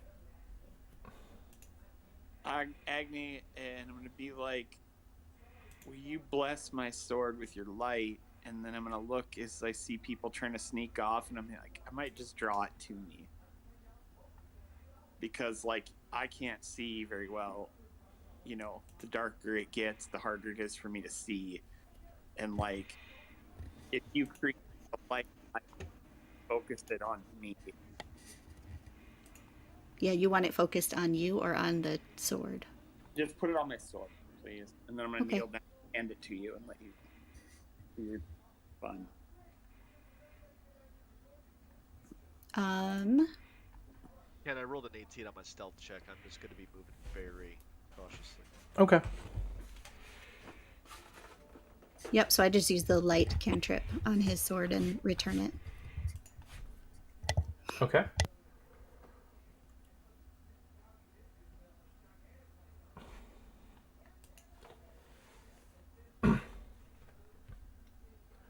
So you guys, is anyone else going stealthily up, or is Numa the only one that's going to be going up? I'll start to move stealthily. Okay. I'm following along. I've got another wild shape at the forefront of my mind. Do I still have Arbor of Agathis? You do, yes. Alright. I'll I got a continue on. 17 stealth. 17 stealth? Okay. I'll make note to help Verne along the trail, so that way he doesn't step on anything. You know, since he did roll a little lower than me, I am still make sure ignoring. he knows where to step. I'm still ignoring Numa. Just completely ignoring Numa. I get a 5, but I'm going to use my inspiration. All right. Ken, I'm out in the open while people are hiding up the main portion, and I'm walking right into this with the light on my sword. Okay. An 11. 11, all right. So not as stealthy as you think you are. All I can think is that the Vacation Bible School song of "I've got a what is it? I've got a light. This little light of mine. I'm gonna let it shine." This is totally what Telwyn is doing as he's walking with his sword out. You know, like one of the hobbits. So Telman, you continue forward. Are you letting the others scout ahead, or are you just walking up as they're like stealthing through the woods to the side of you? I'm keeping an eye out, but I'm moving cautiously because I know they've all went off and hid somewhere around me. But I'm just walking forward because I'm shining a light, basically. Yeah. 30-foot area around my sword. So Makes sense. I have a question as well. I had a couple of things that I was trying to decide between. Both of them are an action, so I didn't know if I could potentially do both since we're not actively in combat or anything. I wanted to do Blessing of the Trickster on Vita, but I was also thinking about using my Channel Divinity Cloak of Shadows on myself. I didn't know if I could do both. If I cannot, then I will choose Blessing of the Trickster on Vita. You can do both. It's just you're not in combat. That's okay. That's where it's coming from. Is the are you in combat? Okay, so Vita, you should. I know you already rolled your stealth, but you will have advantage now if you can. You can roll again. Got it. You'll have advantage on stealth for 1 hour. Thank And then you. I will become invisible until I attack or cast a spell. Okay. Sounds good to me. So as you guys come through, Talwyn, you're the first to see this. As you come down the middle of the pathway, your light held high, you see camera. Wrong camera. Whoop. I gotta turn off the background.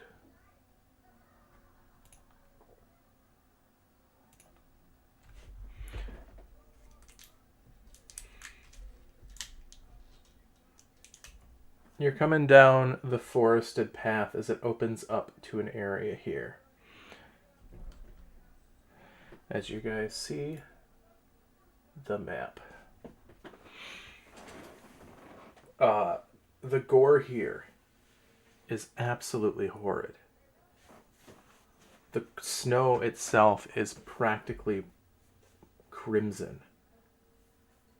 As you see gobbets of flesh, you see entrails spread all throughout the fields. It's almost, there's bowels up in the tree line, almost like party favors, confetti. And as you see a large creature, Telwyn, sort of leaning up behind this temple that you see. This creature has large white eyes, completely devoid of any sort of emotion. Its pale green skin, scales coming up and around.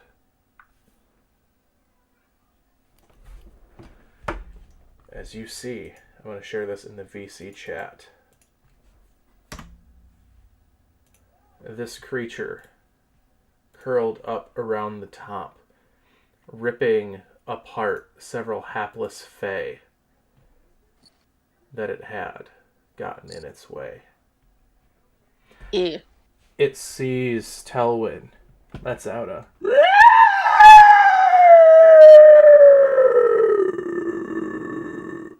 noise. I don't know if that got caught out by the... Yeah, it got cut off by your sound gate. God damn it, that was actually a really terrifying scream. But this bone-chilling wail that rushes out at you. As Telwyn, you yourself feel the shiver of this thing come down. Telwyn, you alone here know of the tales of this creature. You know that children are taught to fear it at a young age. That one should not go into the woods without some sort of protection, lest the Jabberwock take them away. As it looks to you, it cracks its neck as it rips the head off of a hapless dwarf that was wandering the woods. Tosses the carcass to the ground.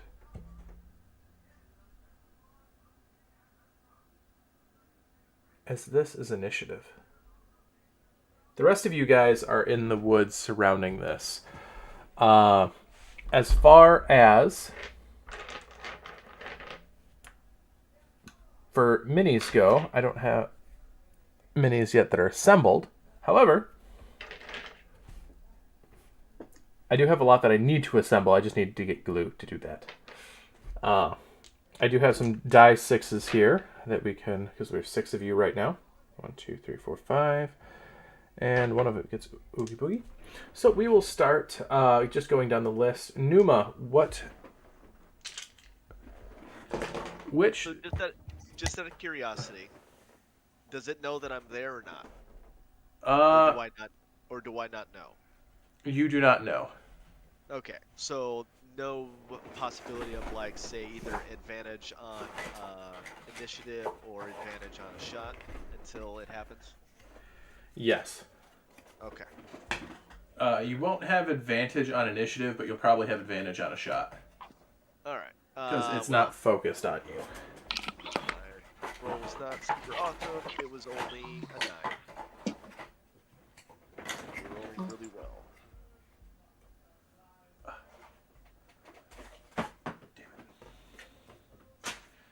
Alright, so you got a 12. Oh, alright. Also, Numa, what d6 would you like? I will take actually the one that's got the 4 showing.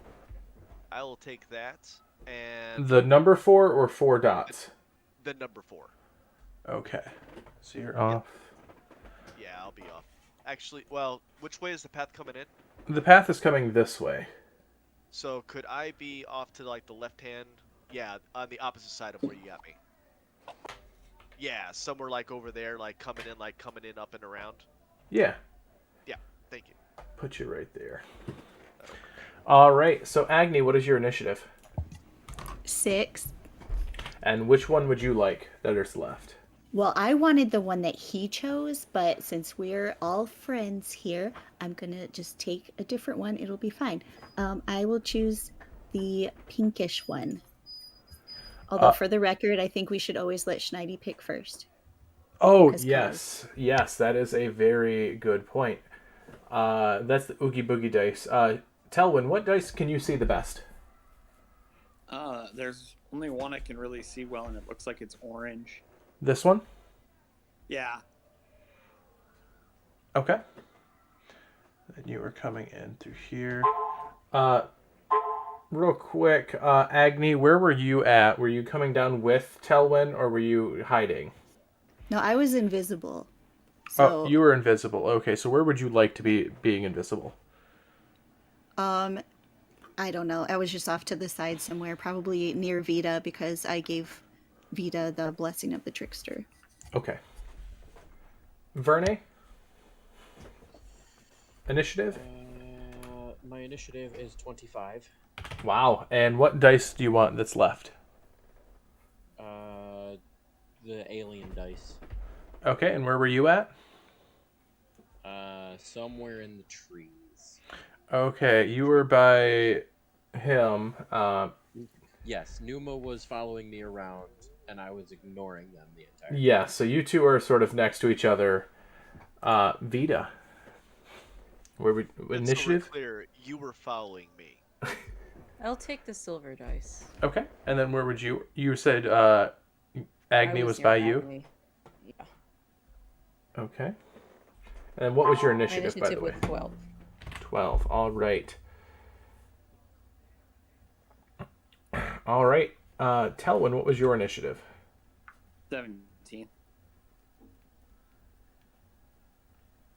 17. All right, we got your dice out of the way.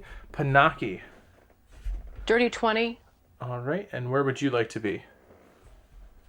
As you are Closer to the action, just because I was looking for what was doing this. Okay, so you're sort of. I'll put you sort of by Telwyn. Yeah, that's fine. All right.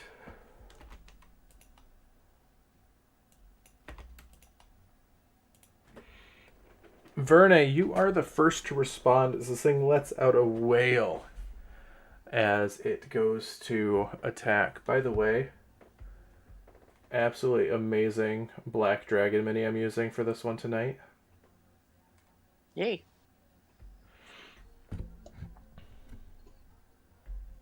Oh, what do I want to do? It's not a Black Dragon, but it's in place of it. But it is that large compared to you guys. I'm going to cast Hunter's Mark on it as a bonus action, Okay. and then I will take 3 longbow shots at it. Okay. I'm guessing I forego my advantage for casting a spell on it. Yes. Possibly not seeing me. Yep. Because now it knows that something is hunting it. Whoops. My dice. As a note, it's hard to roll your dice with a wrist brace on. So my lowest to hit is a modified 20. Modified 20. You're using what to hit it? My silvered arrows on my longbow. Okay. Because I still have some of those left. Yeah, I got a 12, a 13, and a 14 on die. All of them plus 8. So 5, 10, 15, 20, 25, 30. Okay. All right. So how much damage? that is... Let's see.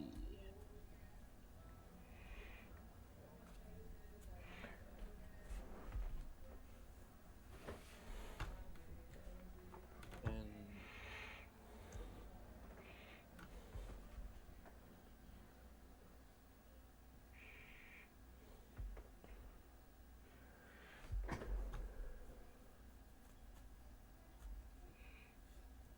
38 points of silvered piercing damage. 38 points. All right. As you blast into it, it lets out a warbling that sets your skin on edge. Anything else? No, that's all I've got.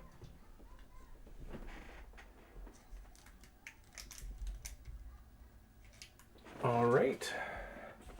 Next up, Panaki. Because it worked so well last time. Cast a moonbeam on it. All right. That's a con save. Yep.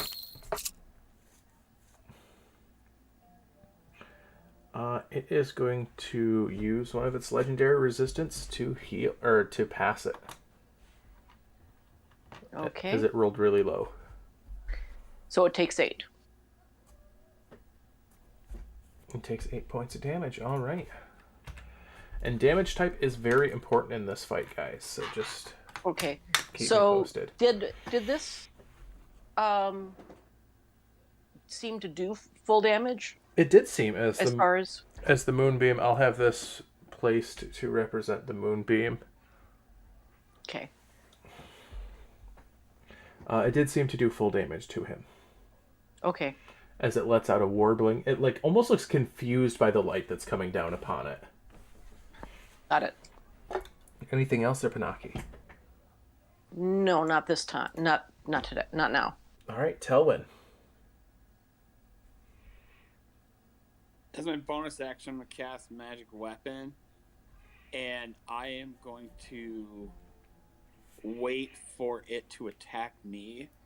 And Sylvan, I'm going to say, I understand you're the thing that we were all warned about as children, but this is no longer your home.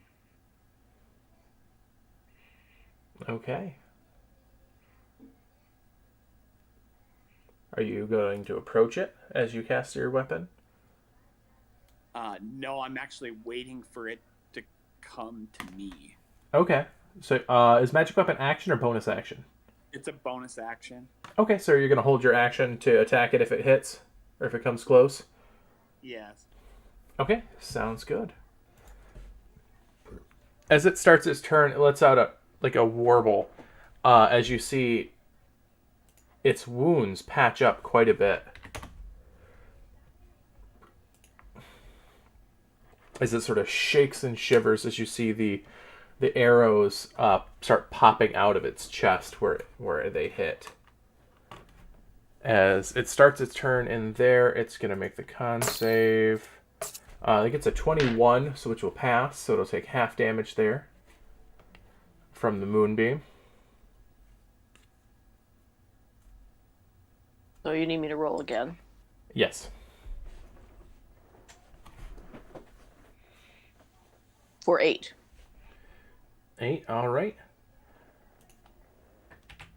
Since it took half, right? Yep. Okay.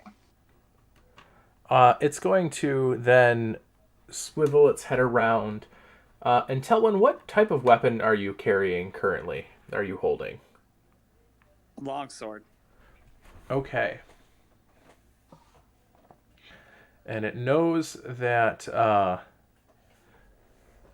it did see Verne shoot out. It is going to come through and crash through the woods right in front of Verne. As Numa, you realize it now sees you. But it is going after... How is this guy a ranger? But it is going to then... I'm going to do this without losing the mini off the side of the cliff. But it is going to angle... And it's going to get... it's going to blast its eye rays in a line. 1, 2, 3, 4. So Numa, Verne, Telwyn, and inadvertently, whoever the silver one, Vita.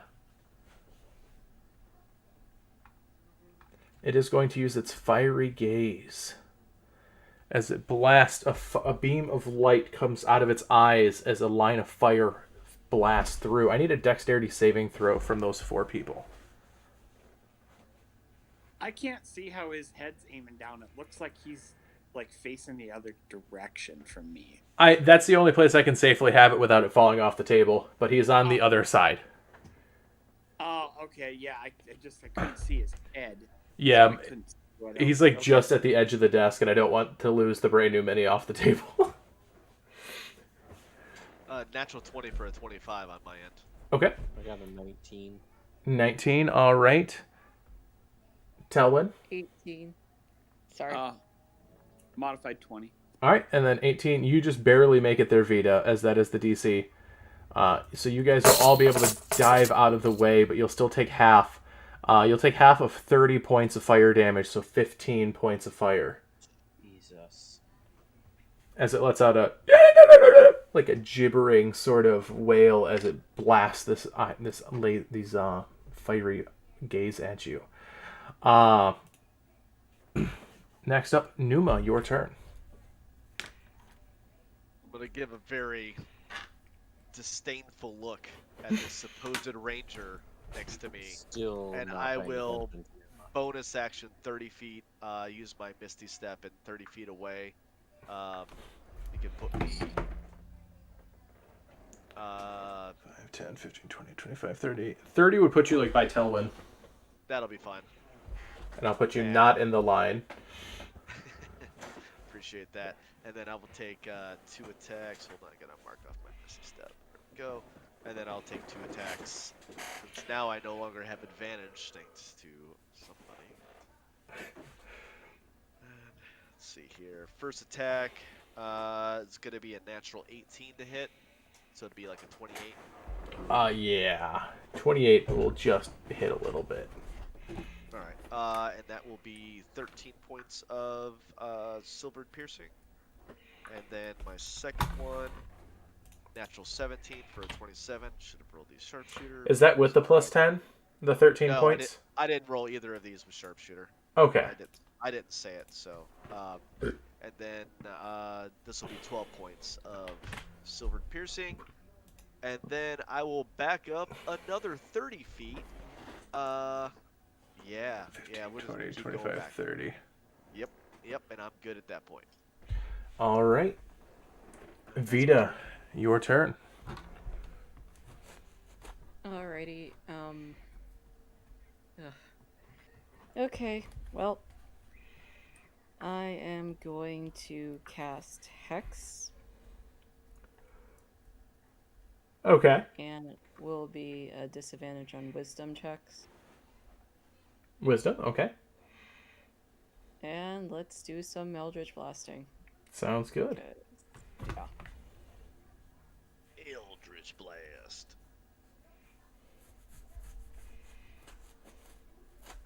That'll be an 11 to hit. 11. 11 will miss, unfortunately. Alrighty. And the other one was an 8, so no good either. Alrighty. And let's see here. Not really much room that I can see that I can really move out the way. You can at least get out of the line. Yeah, I'll get out the line, but yeah. So move you like 10 feet forward. Alrighty. Be like the ludicrous song. Move. All right. Yeah. That's it for my turn. Okay, next up, Agni. I would like to cast Bless at second level. So I can do 4 targets. They have to be within 30 feet, though. Okay, so I'm kind of You're kind of in the middle. Is anybody out of 5, that 30 10, feet? 15, 20. 5, 10, 15, 20. Numa is just outside, as well as Verne would be just outside. Oh, do I have to pick between them? This should be interesting. No, I'm just kidding. Can I? Oh shoot! You don't really have a spot where you could I move and don't get have a both spot of where I can them. get both of them. Okay. Well, then I'm gonna choose Verne because he's still at the mob, and I don't really trust Numa yet fully. So So you move a little bit over, that way you can get him and everyone Yeah. else. yeah. So I have so 4 targets. So Verne, Panaki, Talwin, and Vita are gonna all have Bless. Thank you. You're Thank welcome. you. Thanks. I can't You're stop welcome. looking at that dragon mini. It looks so cool. All right. Anything else for Agni?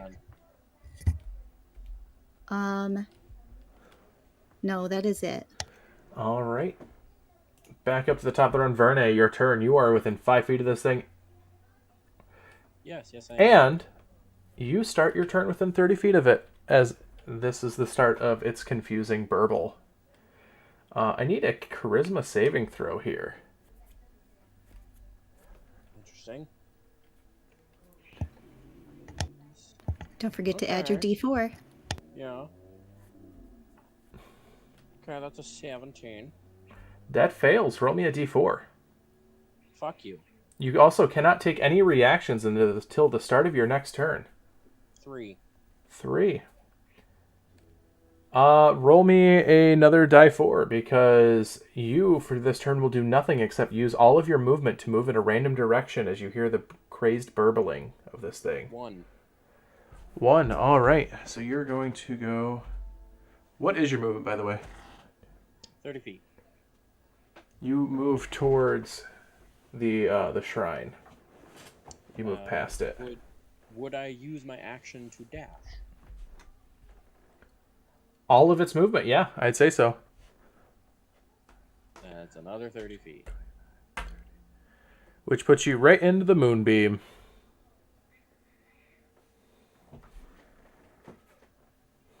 So, Constitution saving throw. Crap. Oh, that's fine. No, that. Yeah. That's I pass with flying colors. All right, so you still take half. 9. And that is radiant damage. Radiant, yes. I take half of that because I am resistant to radiant damage. All right. Take what? 4? That would be that, yeah. Yeah. All right. The start, that is your turn. Panaki, at the start of your turn, you are also within 30 feet, as I need you to roll a charisma saving throw as you hear the burbling, the jumbled, confusing mess of this thing. Natural 20. All right, you have no negative side effects this turn. Okay. So it's not its turn. So I'm going to keep my moonbeam going. So 5, 10, 15, 20, move it closer. Yeah. Okay. And how far is it away from the thing now? The moonbeam is 5, 10, 15, literally 20 feet from it. Okay, so I just move it right back into its path. Got it. Yeah. Okay. Now you're also about 20 feet from it. Or no, 15 feet. Okay, I'd like to back up 20 feet. All right. Because I can still control it. 5, 10, 15. As you do, you were just inside the tail's range as the tail whips out for an opportunity attack. Of course. That'll be a 22 to hit. That'll hit. For 7 points of bludgeoning damage. Got it. Thank you. Yep. Anything else? Nope. All right, Telwyn, it is your turn. Telwyn, at the start of your turn, you are 5, 10, 15, 20, just inside that 30-foot range. I need you to do that as well. But your held action did not go off, but you did notice that when it did look at you, it did seem to be, it looked at your weapon and actively chose to go away from you.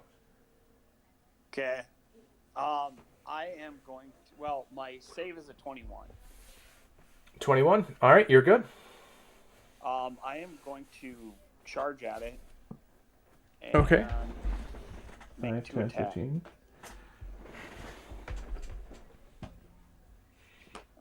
The first one with Bless is a 19 to hit. 19 will hit. And the second one is a natural 20. Both will hit. I am going to smite at a second level on the second one. Okay. I'll use a first level smite on the first one. The first one does 14 points of damage. 14 points. All right.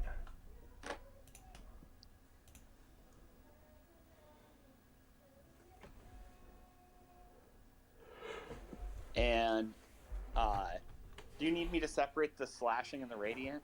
No, I just need to know that there is one of those damage types. Okay, they're both. So, Okay. Yep. And the second attack was 44 damage. Ooh, buddy.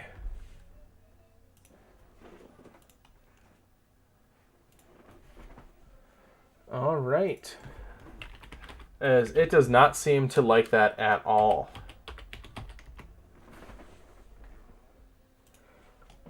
Anything else? No, my magic weapon's still up. I made the save on the I-beam thing that he did. Okay, sounds good to me. Next up is his turn. As you realize, the wounds don't stitch back together. You see the deep slashes that you left with your sword. Do not... Can I just quick, when I see that happen, can I yell that as I hit it? Yeah, absolutely. Yeah. Okay, I'm going to yell that it doesn't heal from the slashing damage as I cut it. But at the end of your turn, before its turn, as you're yelling that, it's going to take a wing attack using one of its legendary actions. And I need you to make a dexterity saving throw. 16. That is not enough. You fall prone as you will also take 10 points of bludgeoning damage as you get knocked on your onto your back. It's then going to roar up as you're yelling out, "Use slashing! It's weak to that!" It roars up as it's going to make its 2 rend attacks at you with its claws, trying to rip you in twain. That'll be a 26 to hit and a 17 to hit. Yeah, her armor's gone because she blessed. That whole... Actually, wait a minute. gone. You're prone, so that second one's at advantage, so I have to re-roll that. So a 26 should hit, but a 17 Yeah, will still miss. Yeah, the 17 will hit too. Oh, they both will hit? Okay. Yep. So you'll take a grand total here of... so the first one will do 20 points of damage. The second one will do 25 points of damage. So 45 points of damage total here, slashing. Yay. You've done... I'm like down 14 now. I'm 14 under. Okay, so you're just 0 making death saves. Okay. As it just sort of just sort of screams out at you. Numa, it is your turn. Well, let's see here. Now, I'm assuming is that like a building that is right to Yeah, that is a 8 feet away? shrine. It appears to be a shrine. Okay. Is it something that looks like that I could actually like tuck behind? Like if I moved over, I think that's what, 15 feet? So you're there. So 5, 10, 15, 20 feet gets you right behind it. Okay. Could I move there and then I'll take my 2 shots Yeah. from right behind there? Yep, absolutely. And I will do these both at sharpshooter and see if my luck holds. That's a natural 15 for a 25 for a 5. Or, I mean, for a 20. 20 Jesus. will hit. Alright, so that'll be a D8. And I'm going to use my Piercer feat to re-roll this 1, because that sucks, for a 7. So that'll be 22 points on the first one. Okay. And the second one will also be a sharpshooter. That's a natural 19. So that'll hit. So that'll hit. And that'll be 10. That'll be 20 points of piercing. And that's 4 of my 5 silvered arrows now.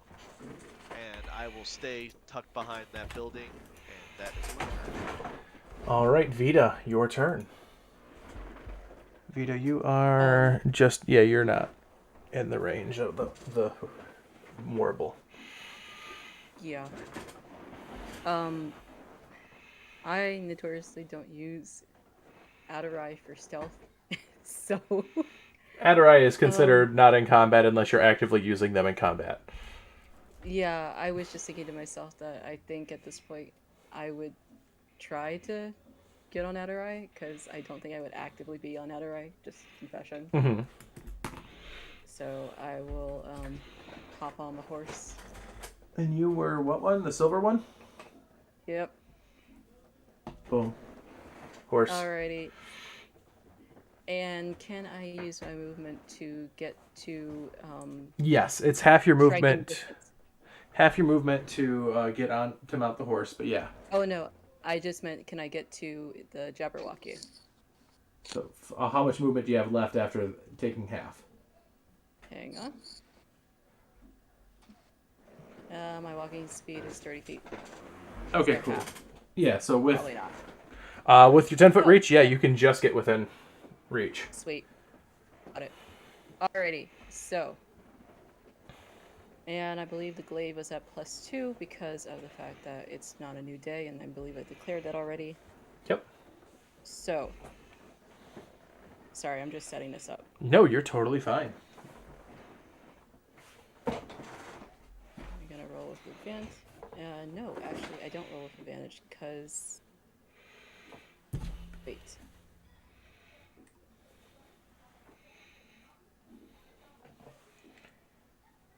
Yeah, smaller than my mount. Great. Okay. Just trying to be honest. Okay, that'll be an 18 to hit. 18 will just hit. Good enough. I didn't use bless even, so.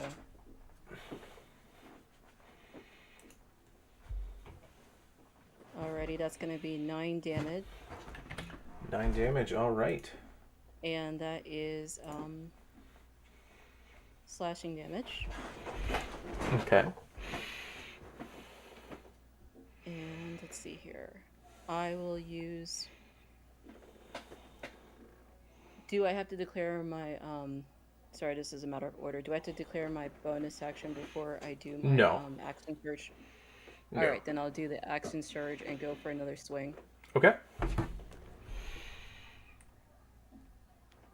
And that's a lousy 8, not 1. Yeah, that will miss. Alrighty, and then I will use my healing light to give Tilwyn 2. Alright, so Telwyn, you are back up at 2. Sorry, that was 2 dice. Oh, 2 dice, okay. Yeah, it's actually 10. Alright, so even better. Telwyn, you are back up at 10 HP.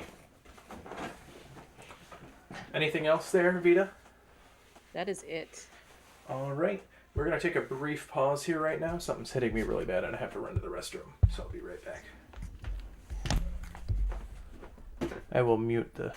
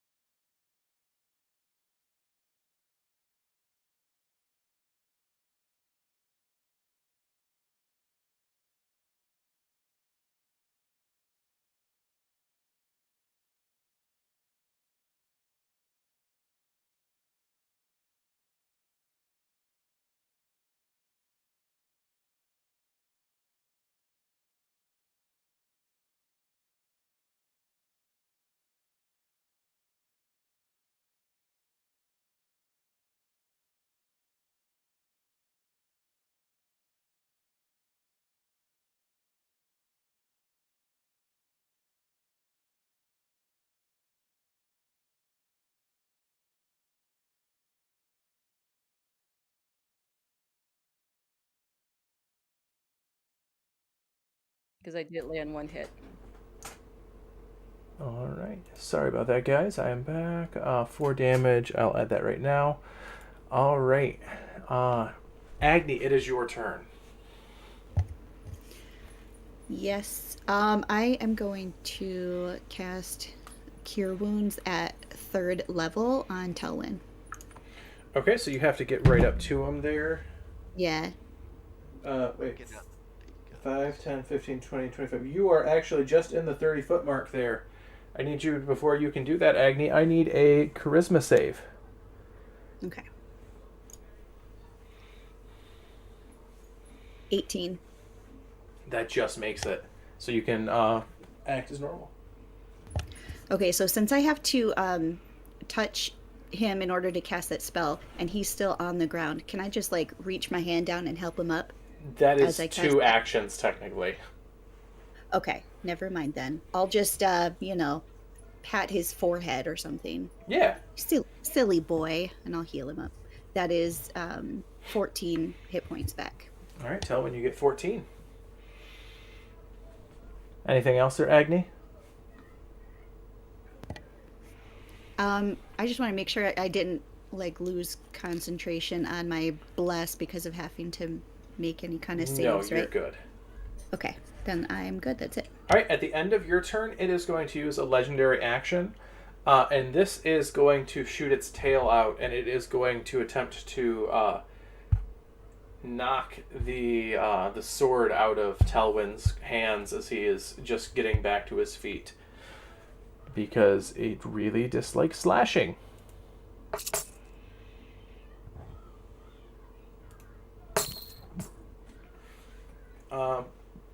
That'll miss. Your sword.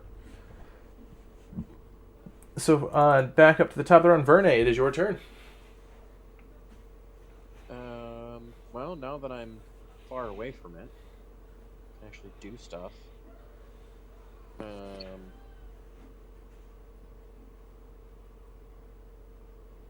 I will just shoot 2 more arrows at it.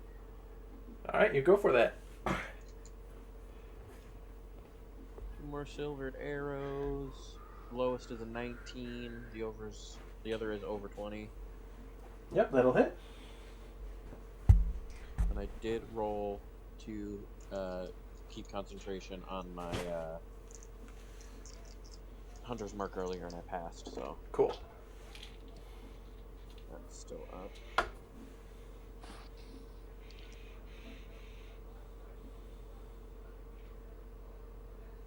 $21 points of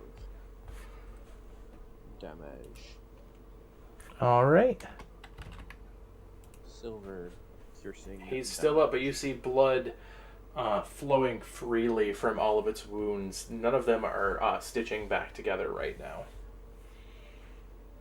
That's good to hear. And I don't have anything else I can do. Okay. Panaki, you are this green one, Okay. right? Yes. Yes. So 5, 10, 15, 20, 25. You're just in that 30-foot mark. I need a charisma save to start your turn. 16. All right, not enough, unfortunately. So you cannot take any reactions until the start of your next turn. And I need you to roll me a die 4. Okay. 3. 3, all right. Roll me another die 4. 1. 1, all right. What is your current movement? 30. All right, so part of this confusing burble, you just get the sudden urge that you have to do nothing except for run in a specific direction, as you are going to use that in your action to dash 5, 10, 15, 20, 25, 30, 35, 40, 45, 50, 55, as you burst right into the shrine. However, not without its negatives. As you burst into the shrine, you see it's surprisingly clean in here. It seems to be an ancient shrine that has been desecrated, yes, but you see a time-worn, rusted, pitted sword laying across an altar, and the sword is literally glowing. I grab it. Okay. You grab the sword. As of right now, just the sword has a -3 modifier to hit right now. Okay. But you do grab the sword. But that, all you have left is a bonus action, though. I don't know if I have Balm of the Summer Court, but I don't know if I can use it. Actually, you can't. A creature does nothing except use its movement to move in a random direction, so... Yeah, it's a bonus action. That's why I was asking. Okay, yeah, so you can't grab the sword with that, but you can just look at it right now. Okay, I It's am right in looking front at of you. the sword, and I can't do anything else. Yep. Great. Okay. Telwyn, you're right there. You're awake. I need a charisma save at the start of your turn. 19. That's enough. All right, what are you doing? Hopping up to my feet, and I'm going at it. Perfect. The first attack is a 19, That'll hit. and the second one is a 17. That'll just miss. Are you adding the bless to that? Oh, no, I didn't. D4. So it'd be modified 20. Absolutely. The second attack would be a modified 20. So I gained 1 in the first one. Both will hit. I'm going to use my last 2 first level spells and smite it. Okay, sounds good to me.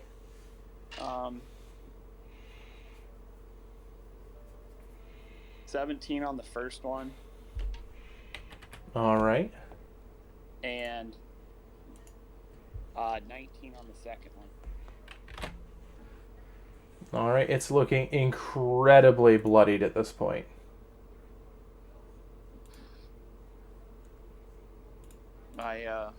I'm just gonna hold my ground here, because All right. At the end of your turn, it is going to then use its last 2 legendary actions to make a 1 rend attack. You're just the closest thing that it can hit there, Telwyn. I apologize. That'll be a 20 to hit. oh hit. For 31 points of slashing damage. As it comes through, I'm down again. large claw rends you straight down into the dirt. Yeah, I'm down again. Its turn, it's going to look at you. As you see its large pale eyes sort of go wider as it starts gurgling and barbling madder and faster. It is going to start to eat you, Telwyn. It reaches down, grabs you, and just starts sliding you down its throat. You are considered, at this point, total cover. You're still making death saves, and I'm not going to count it against you. But it is using its action this turn to actively just start shoving you down its throat. Numa, it is your turn.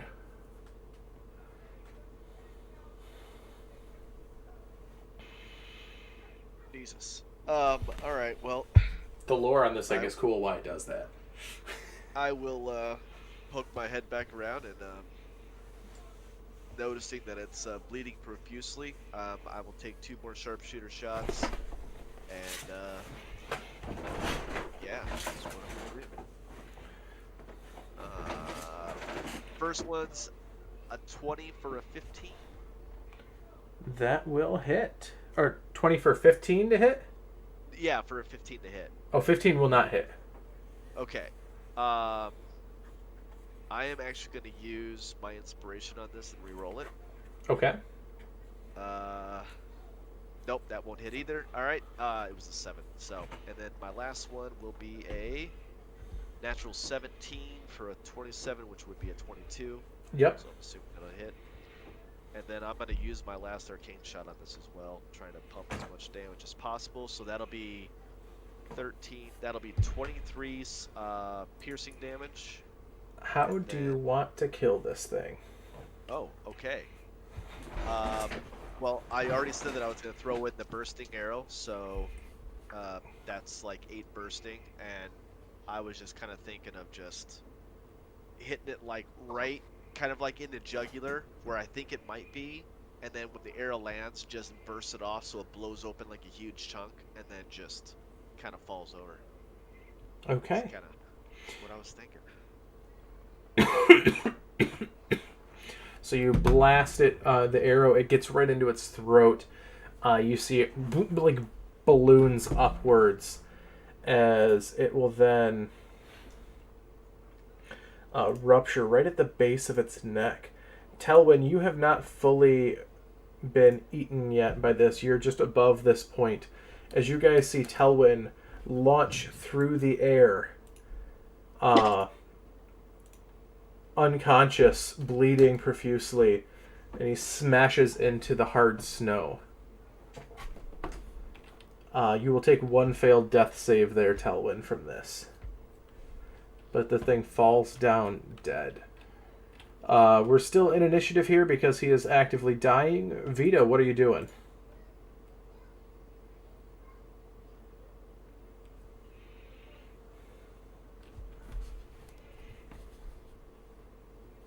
Vita? Wait, can I? Sorry. I still have my movement. Can I? Oh, does yeah, my you still have 30 your feet- movement, yeah. Depending on where he was ejected, does my 30 feet get to him or no? No, you're still outside of that, just... Okay, never mind then. I'm just going to use my last healing light. Okay. And that is 1d6. 6 points. 6 points. Alright, Telwyn, you have been brought back 6 points. However, while initiative is over here, Panaki, you stand in the Yes. shrine. This sword, with this rusted, pitted, magical, glowing artifact, sits on the shrine in front of you. Does it call to me? It's not calling to you, but it is pulsing with magic. And you feel it has a need to be restored.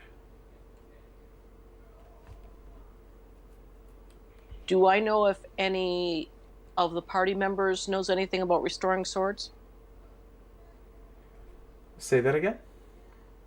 Do I know if any of the group knows anything about restoring a sword? Anyone in your party know about anything about restoring swords? Probably not.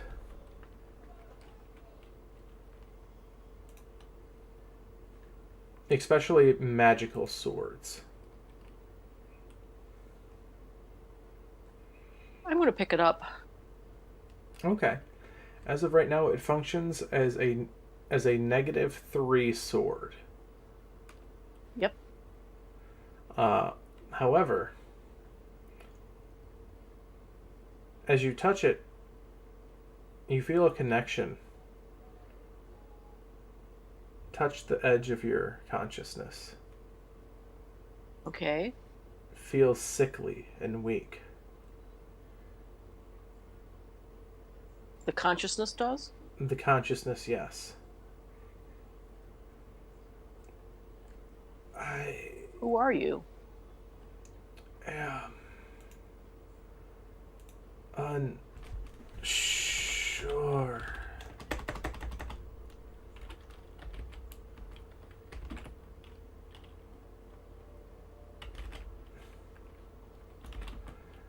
Been so long. I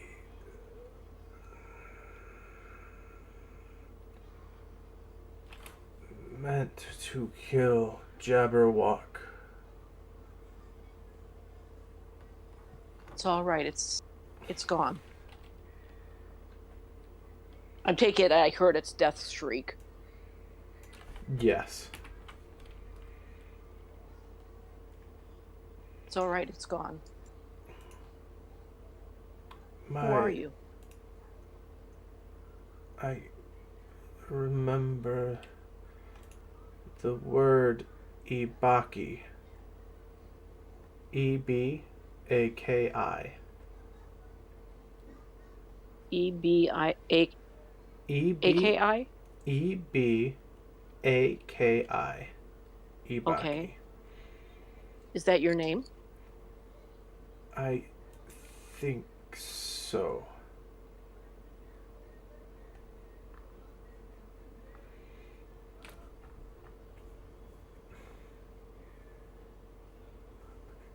Well, I suppose you'd better come with me, and I'll see what I can do to fix you up. I have no choice. If you, when you get the chance to fully attune to it, let me know, and I can give you a little bit more information about Abaki. Okay. But as of right now, it just functions as a -3 sword. And since I don't really, that doesn't really matter to me. Yep.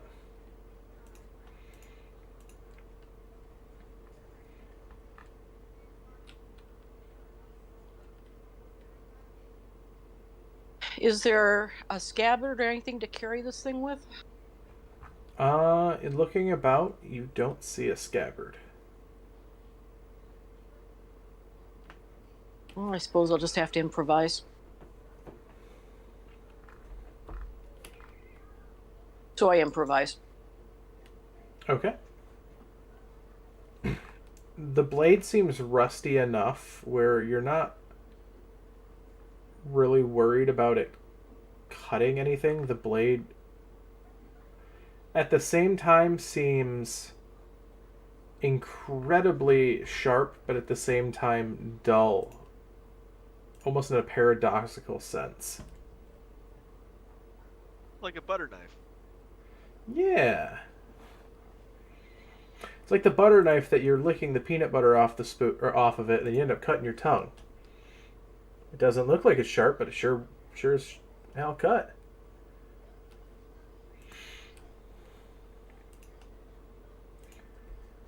So in a minute, Panaki returns back to you guys holding this sword, trying to find a way to carry it. I for sure would have been giving Verne a lesson on how to shoot. Make sure you're getting at the correct area. You know, making sure he understands actually how to use his bow and shoot things, and also how to hide correctly. I know that he's full on ignoring me, but I'm just gonna go into, give him a long list of things to do, and then I'm gonna pull the arrow out and maybe take a souvenir if there's something left. Yeah, you can absolutely get a souvenir here. Does anybody need healing? Tailwind, are you alive or mostly? I do need healing.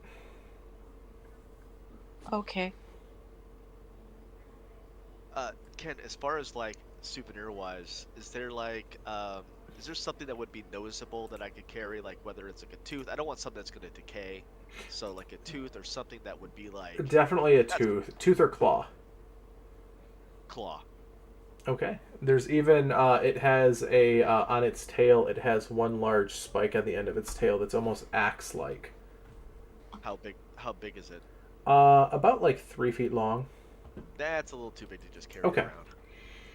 Verne, take 12 back. So, Excuse me. Take 12 back, and then you also get 3 temporary hit points. Panaki, on your way out of this place as well, you do see on the altar too, behind it, one incredibly large rune. Like the rest of the corruption runes that have been around here. Okay. Is this something that we're supposed to... I don't remember how we're dealing with these things, so... Destroying them. I'll But just they bring have it a bit of out. a kick. Well, you can't bring the I'll bring rune it out out. with It's like in the wall behind the Okay. shrine. I'll just come out and say that the last rune is on the wall back there.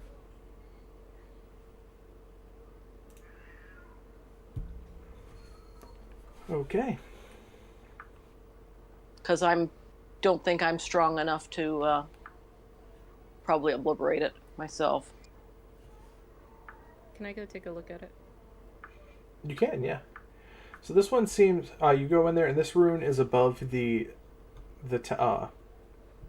altar, And this altar definitely seems to be once have been dedicated to the god Ogma, but has been definitely not well cared for. It has been desecrated in a most profane way. But you do see the large pulsing rune, as this seems to be what you think is probably the master rune. The source of all of the rest of the corruption here. I will look at it for a moment and then call for Agni. Can you do a dispel or something at all? I mean, I can take Me? a swing at it. But Sorry, Agni. I can do a dispel magic. It would be my last third level spell slot.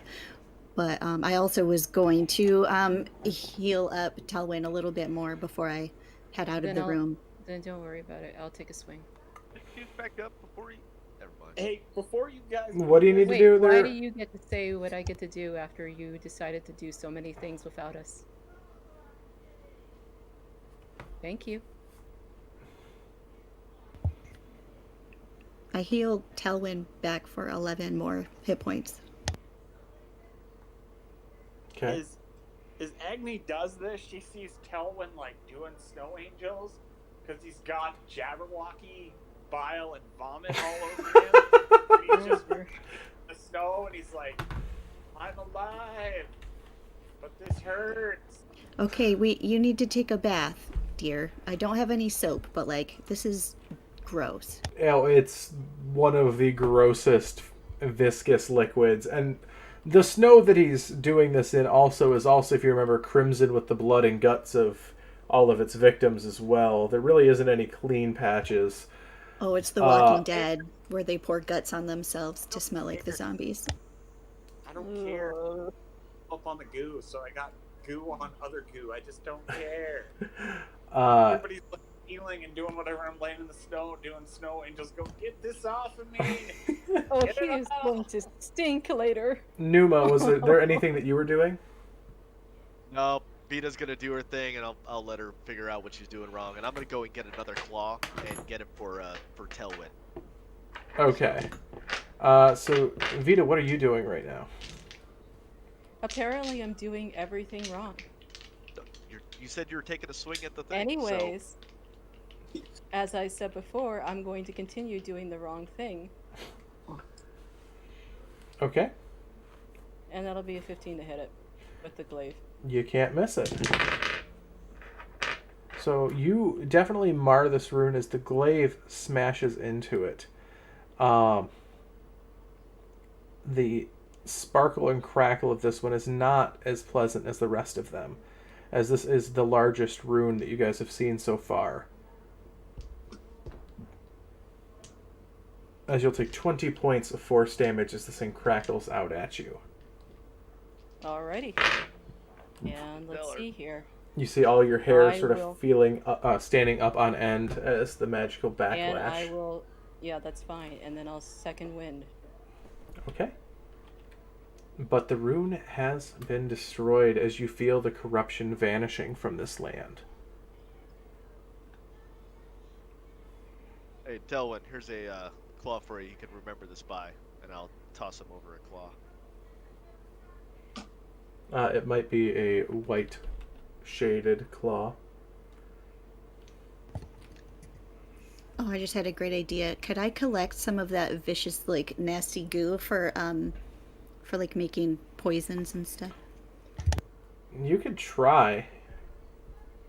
Might be something to try experimenting with on some downtime. Why don't we take a short rest in the temple? I just got fried. I'm at half, but it's done, and I'm fine. You know, sometimes you should just do things. Mr. Charge forward, then yell at people for charging forward. I was just gonna say I was just gonna Nope, shoot him nope, from range, nope, but nope, nope, you nope, do your nope. thing. No, Let you don't shoot it have to for- say anything at this point. You don't have to say anything at this point. I've already walked away.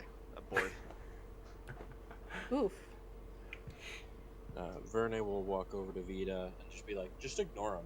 That's what I've started doing. Just ignore him. The point of this is that we're going to a place where people wheel and deal, and we can't even get together on this. Do you have any idea how dangerous this is to have a whole bunch of individuals and not a group? I And he do. wants to just charge forward. I do. However, if he wants to risk his own life, that's his decision. The It rest of won't us be have just come his together. life. It won't I'm be just sorry. his. No, you Wait. walked away. You No, no, no. walked away. This is actually an actual serious question. When did I charge forward? I'm trying to think of when. I'm gonna look at you all in the middle of this argument, and I'm gonna kneel down and pray for a second, and I'm gonna be like, if we don't like hug it out or get along, I'm gonna give And you now guys you got this Dylan sloppy- praying. I'm gonna give you guys this sloppy jabberwock tongue hug thing that I got going on that I'm not happy about. So either Listen. we get all together. we Nobody smile a wants to be bit. hugged right now. Well, something's gonna happen because, yeah, you guys. I get you're not happy. I about will run from being in you. I'm gonna look at you guys and be like, I know you're not happy being in my homeland. I came out of church being all wonderful smiles and thought it was great, and it's awful. It is the worst kind of hell. So I'm gonna help you guys get back home. That's my only plan. I don't know what's gonna happen here, but I know you guys want to leave because you know what? I'm starting to not like it here either. Can I just take a rain check on the tongue hug until after you shower? Thanks. Well, Then it won't be a tongue hug. But it won't be a hug tongue is- I got hug. things tongue slobber all over me because it tried to eat me like yesterday's lunch. While we're arguing, can we just sit down and take a short rest? Yes. You can, yes. Yes. Oh, I just wanted to make out. Yeah, sorry. You just wanted Wait, to make what? out what? Wait, what? Yeah, the tongue hugging. I thought he meant make out. So Oh! after the shower.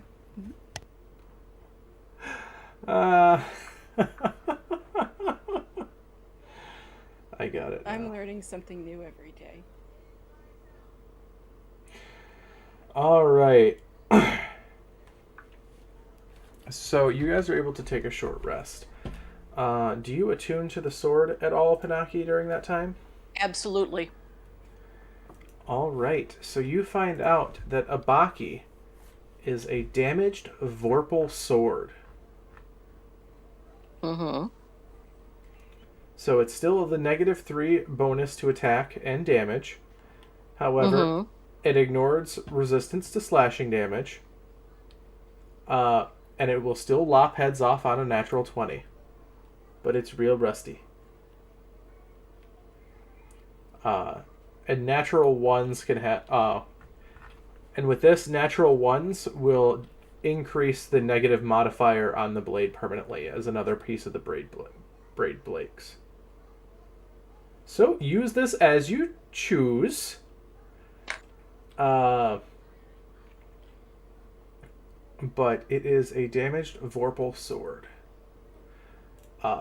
Fun fact, the Jabberwocky is actually in a constant war against the Vorpal sword. And that's why it was guarding the shrine to keep any heroes from getting the Vorpal sword to use against it. Because it is terrified of that sword. In a lot of different pop culture, it's always the Vorpal sword versus the Jabberwocky. Yep.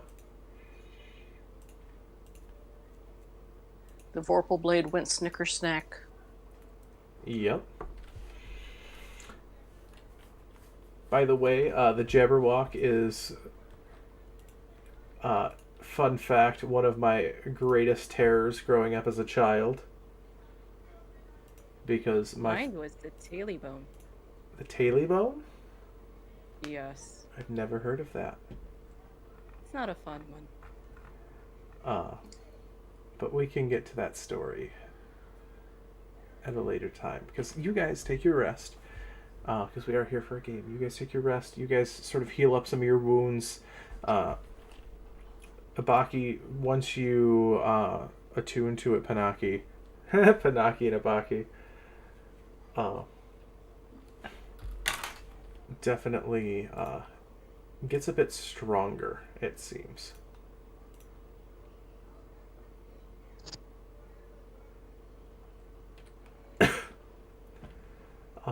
And no, I didn't just name your sword cut in a different language.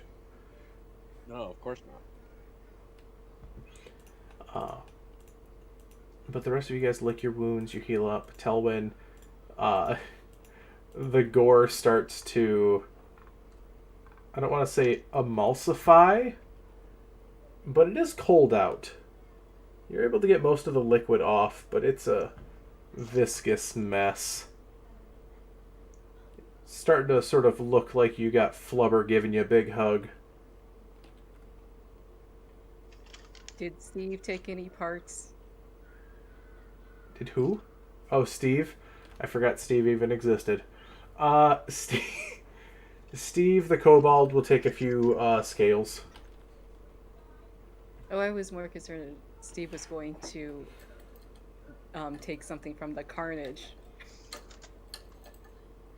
for edible purposes. Oh, he grabs a couple things, but then he looks at Telwyn. Okay, so I learned a little trick. And this is a good trick. And usually I can do it to make things dirty. But I think if I carry the one, I can do it the other way. He's like, I gotta try this out first for a minute. He looks at Numa and he waggles his fingers. As Numa, your pants immediately get very dirty. Okay. He waggles it again and mutters something. Your pants immediately get very clean, Numa. And Steve the Kobold lets out a shriek of excitement, and he looks to Telwyn, who's just coated in this flubber-like slime, as he starts waggling his fingers over and over again, and just chunks of this filth starts dissipating from you in like chunks. As Steve the Kobold has learned the prestidigitation cantrip. And that's all he's used for. I like that Steve has character growth. As he looks at you, Telwyn. You stunk even for Kobold standards. Did you get eaten? I'm pretty sure I was lunch and maybe dinner. I might be a little bit big enough to be both. I'm not sure, but yeah, it wasn't pleasant. Yeah, he probably thought you were Swiss. Like Swiss cheese. 'Cause, you're a bit holy. Oh my god. Good one, Steve. High five. He, puts his hand up, but, you're, Worse than the digestive juices of the Jabberwocky. Hey, when Steve does this, I'm gonna go out and cut off a cool shaped scale and make him a little necklace and send thanks to you. This will always remind me that you got the guts clean from me, and then shape it into some little necklace that Steve can wear. He smiles and he immediately puts a necklace on, and in your hands it wasn't that large, but on his neck it looks almost like the clock on Flavor Flav's necklace that's just absolutely huge. But he thinks it's the coolest thing ever. Probably probably doubles as a breastplate. During our short rest, I would have been a little bit away from everybody, probably a little bit more toward the woods. Okay. Was there any looking for a piece of wood, looks carvable, probably Yeah, you can absolutely find something like that. Cool. I'll grab that. Okay. I'm guessing that Tailwind is possibly not very popular as the smell continues to grow. The smell eventually dissipates when Steve gets rid of it with the prestidigitation. Okay. I will move over to I make Tailwind much of just Steve. Sorry. Yeah, you're fine. And I will mention you. I realize that we once again appear very unhappy to be here. Granted, rightfully, given the context of what we're dealing with. But if you did want to leave, I think I might know someplace you might want to go.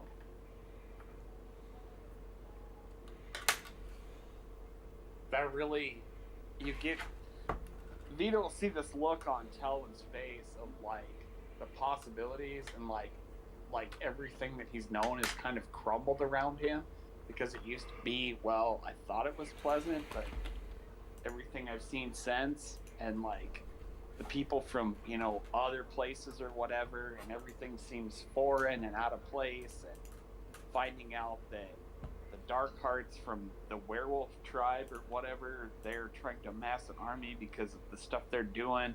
And I'm just like totally lost in this whole like, here I was told of all these tales and all these things in church, and I'm just like, you see a moment of like complete like other just almost like I want to lose hope, but I realize that these people are here for a reason, as much as I don't understand it. But I want to get them back to where they're from because maybe this will have an effect on what's going on. And I'll thank Vita for the thought of renewing some hope and light, given the fact that things have been bad.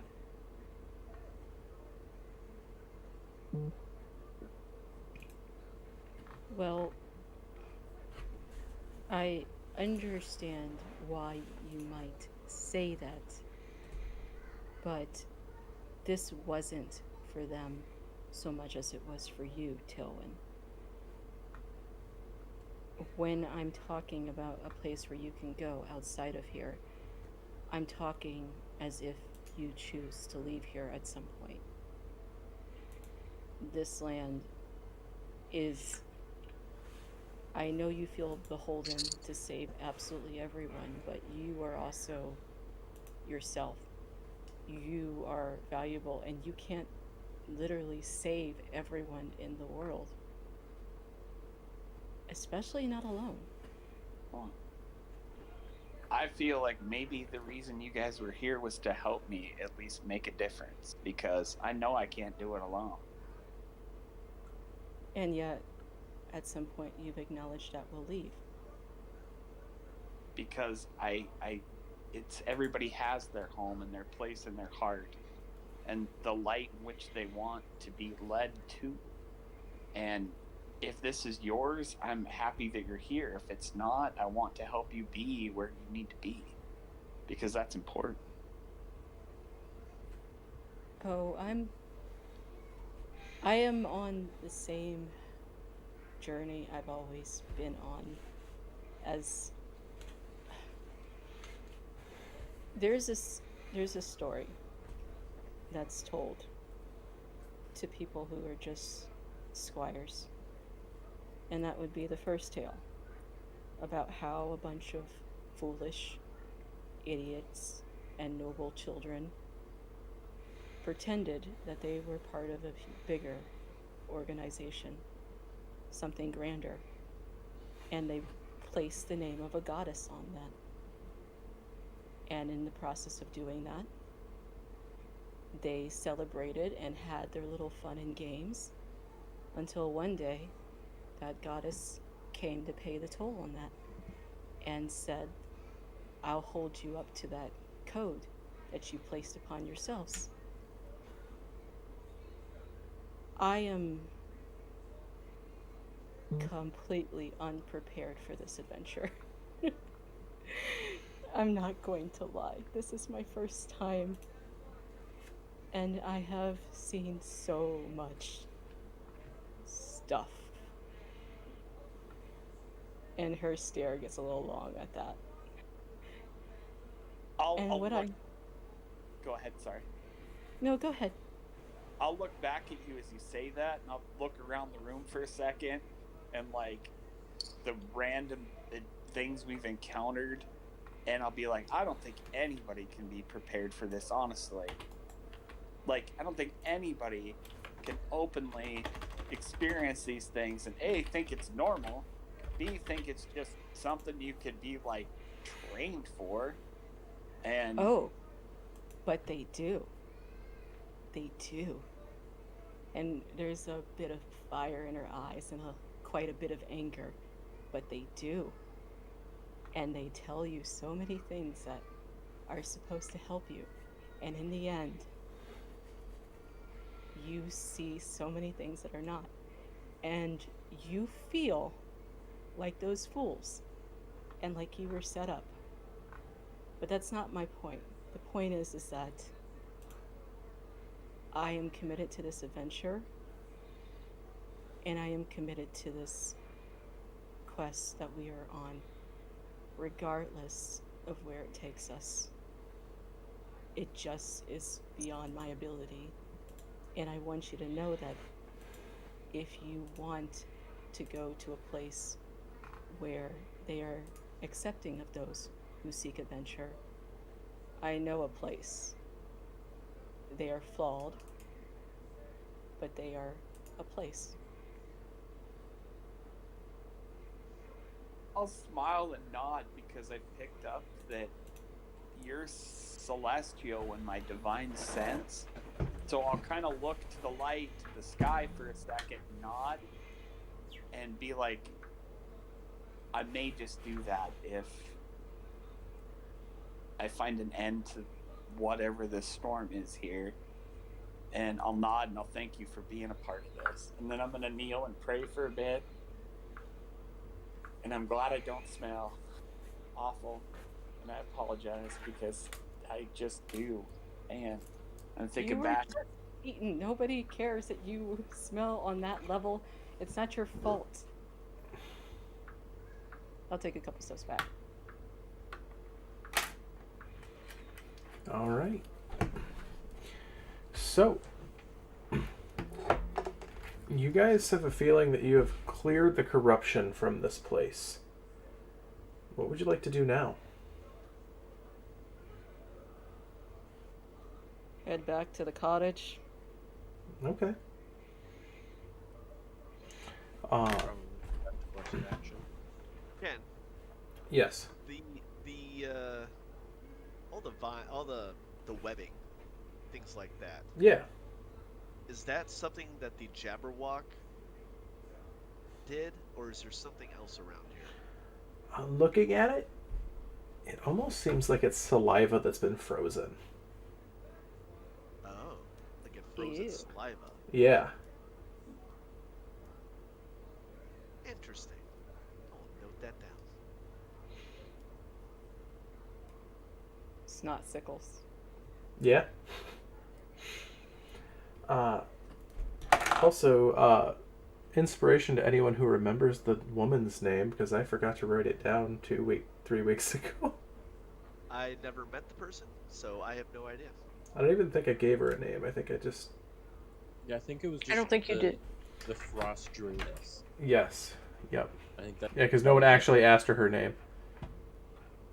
Well, yeah, we were kind of more focused on the things that were trying to harm her. Yes. She's not dead.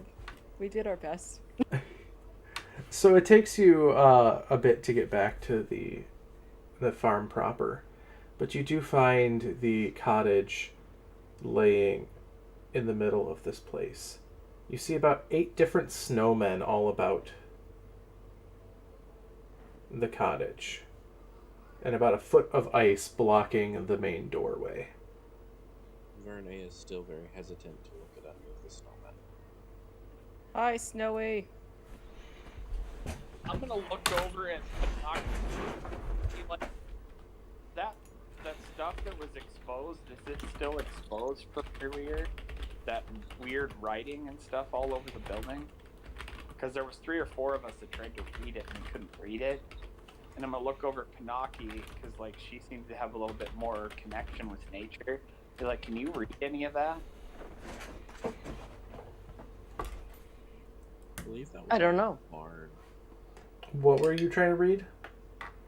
There was you said after the fire was started or whatever had happened, there was like a bunch Yes. of writing script that could be exposed, and like me, and there was a couple people that tried to read it and nobody could read it. Yeah, it is a very ancient language, and none of you guys have the ability to read it. And I just asked her because like I've seen a couple of things that she does, and she seems to transform to animals, and like she introduced herself as a druid. So like I'm gonna ask if she can read or understands any of that language. Roll to 3, Ken. Yeah, you can't make heads or tails of this. Yeah. Okay. Oh, look at the snowman. Okay.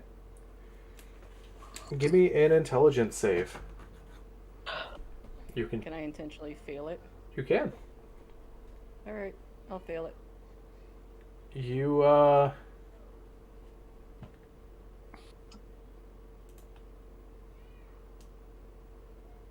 you get a feeling of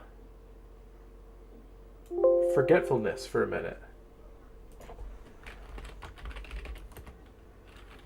But then you just sort of blank out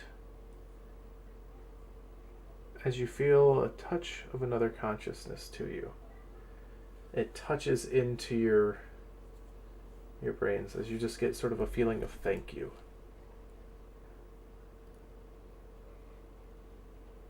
Sorry about the golem. Does not seem to be worried about it. And if that's it, I let go. It recedes, and you don't remember any of this. You just sort of pop back up, and you're just like, almost like you nodded off for a minute.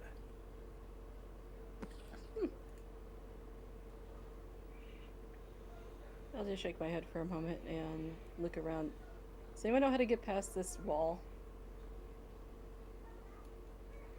The ice. Yeah, Maybe I mean, you try knocking, that's a good way.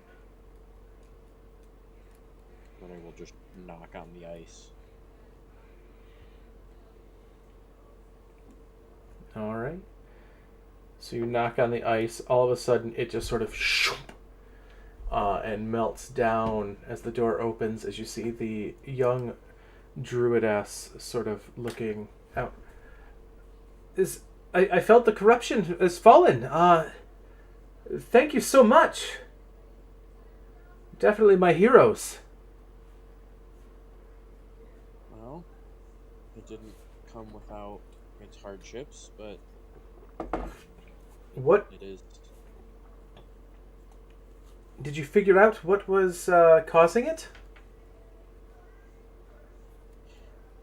We fought what appeared to be a monster.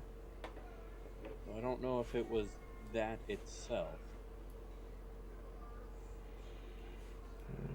There was a ruin in an old chapel that was bigger than all these other ones. And somebody destroyed it, and that's what seemed to trigger the whole whatever just happened.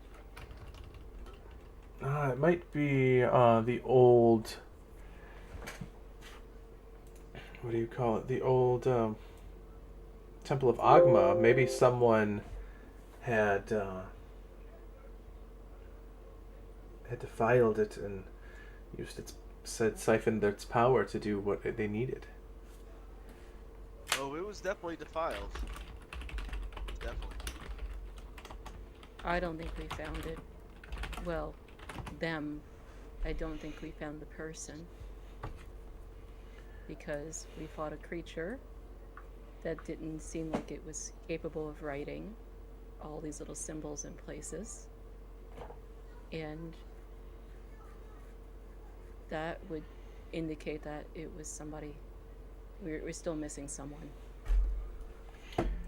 Well, as of right now, the land is clear. We can try to push forward past this. And stay weary. I think now that the corruption has been gone, I can definitely get the defenses of this place up and running once more to keep the land safe. I'm very appreciative of what you've done for me today. I would probably put up some more precautionary measures as well. I plan on it, and I felt a odd boost to my power in order to do so. So I'm definitely going to give that a try. You are free to stay here for as long as you need. Rest up. I will gladly prepare a meal for you for everything that you've done. I don't have much in the way of payment for you, but I greatly appreciate the help that you've done. You promised us apples. I can give you apples, absolutely. As The apples aren't gonna try to bite us, are they? No, you just have to bite them first. Also, they shouldn't bite you anymore now that the corruption is gone. That's good. As she will go out and gather a couple dozen apples for you guys. Hey, while this is going on, you're gonna see Telwyn feel a little bit excited that we accomplished this, and is there a downhill slope at all in the snow? There is a downhill, yes. Okay, I'm gonna run, and I'm gonna run away from the people and throw my shield out in front of me and just lay my body on it and slide downhill. I'm like, I'm alive! Renee is gonna look at this wide-eyed, like, well, this is a side of him I've never seen before. That looks like fun. I follow him and do the same with my shield. All right. I have a shield. So, with that, you guys we will end for the night. You guys will gain the next level. As you guys have completed this mini arc that was supposed to just be a filler episode, one single filler episode that turned into so much more. Oh man! Can I get my dagger back? Magic arrows. Your dagger back? Yes, I threw it at a snowman and I never got it back. Yeah. So you do find your dagger. Yes. And it functions as a rod of the Pact Keeper, +1. Okay. That's new. Because you made friends with the eldritch abomination that was those things, and you did stab it. And so it had to return it somehow. Cool. But thank you guys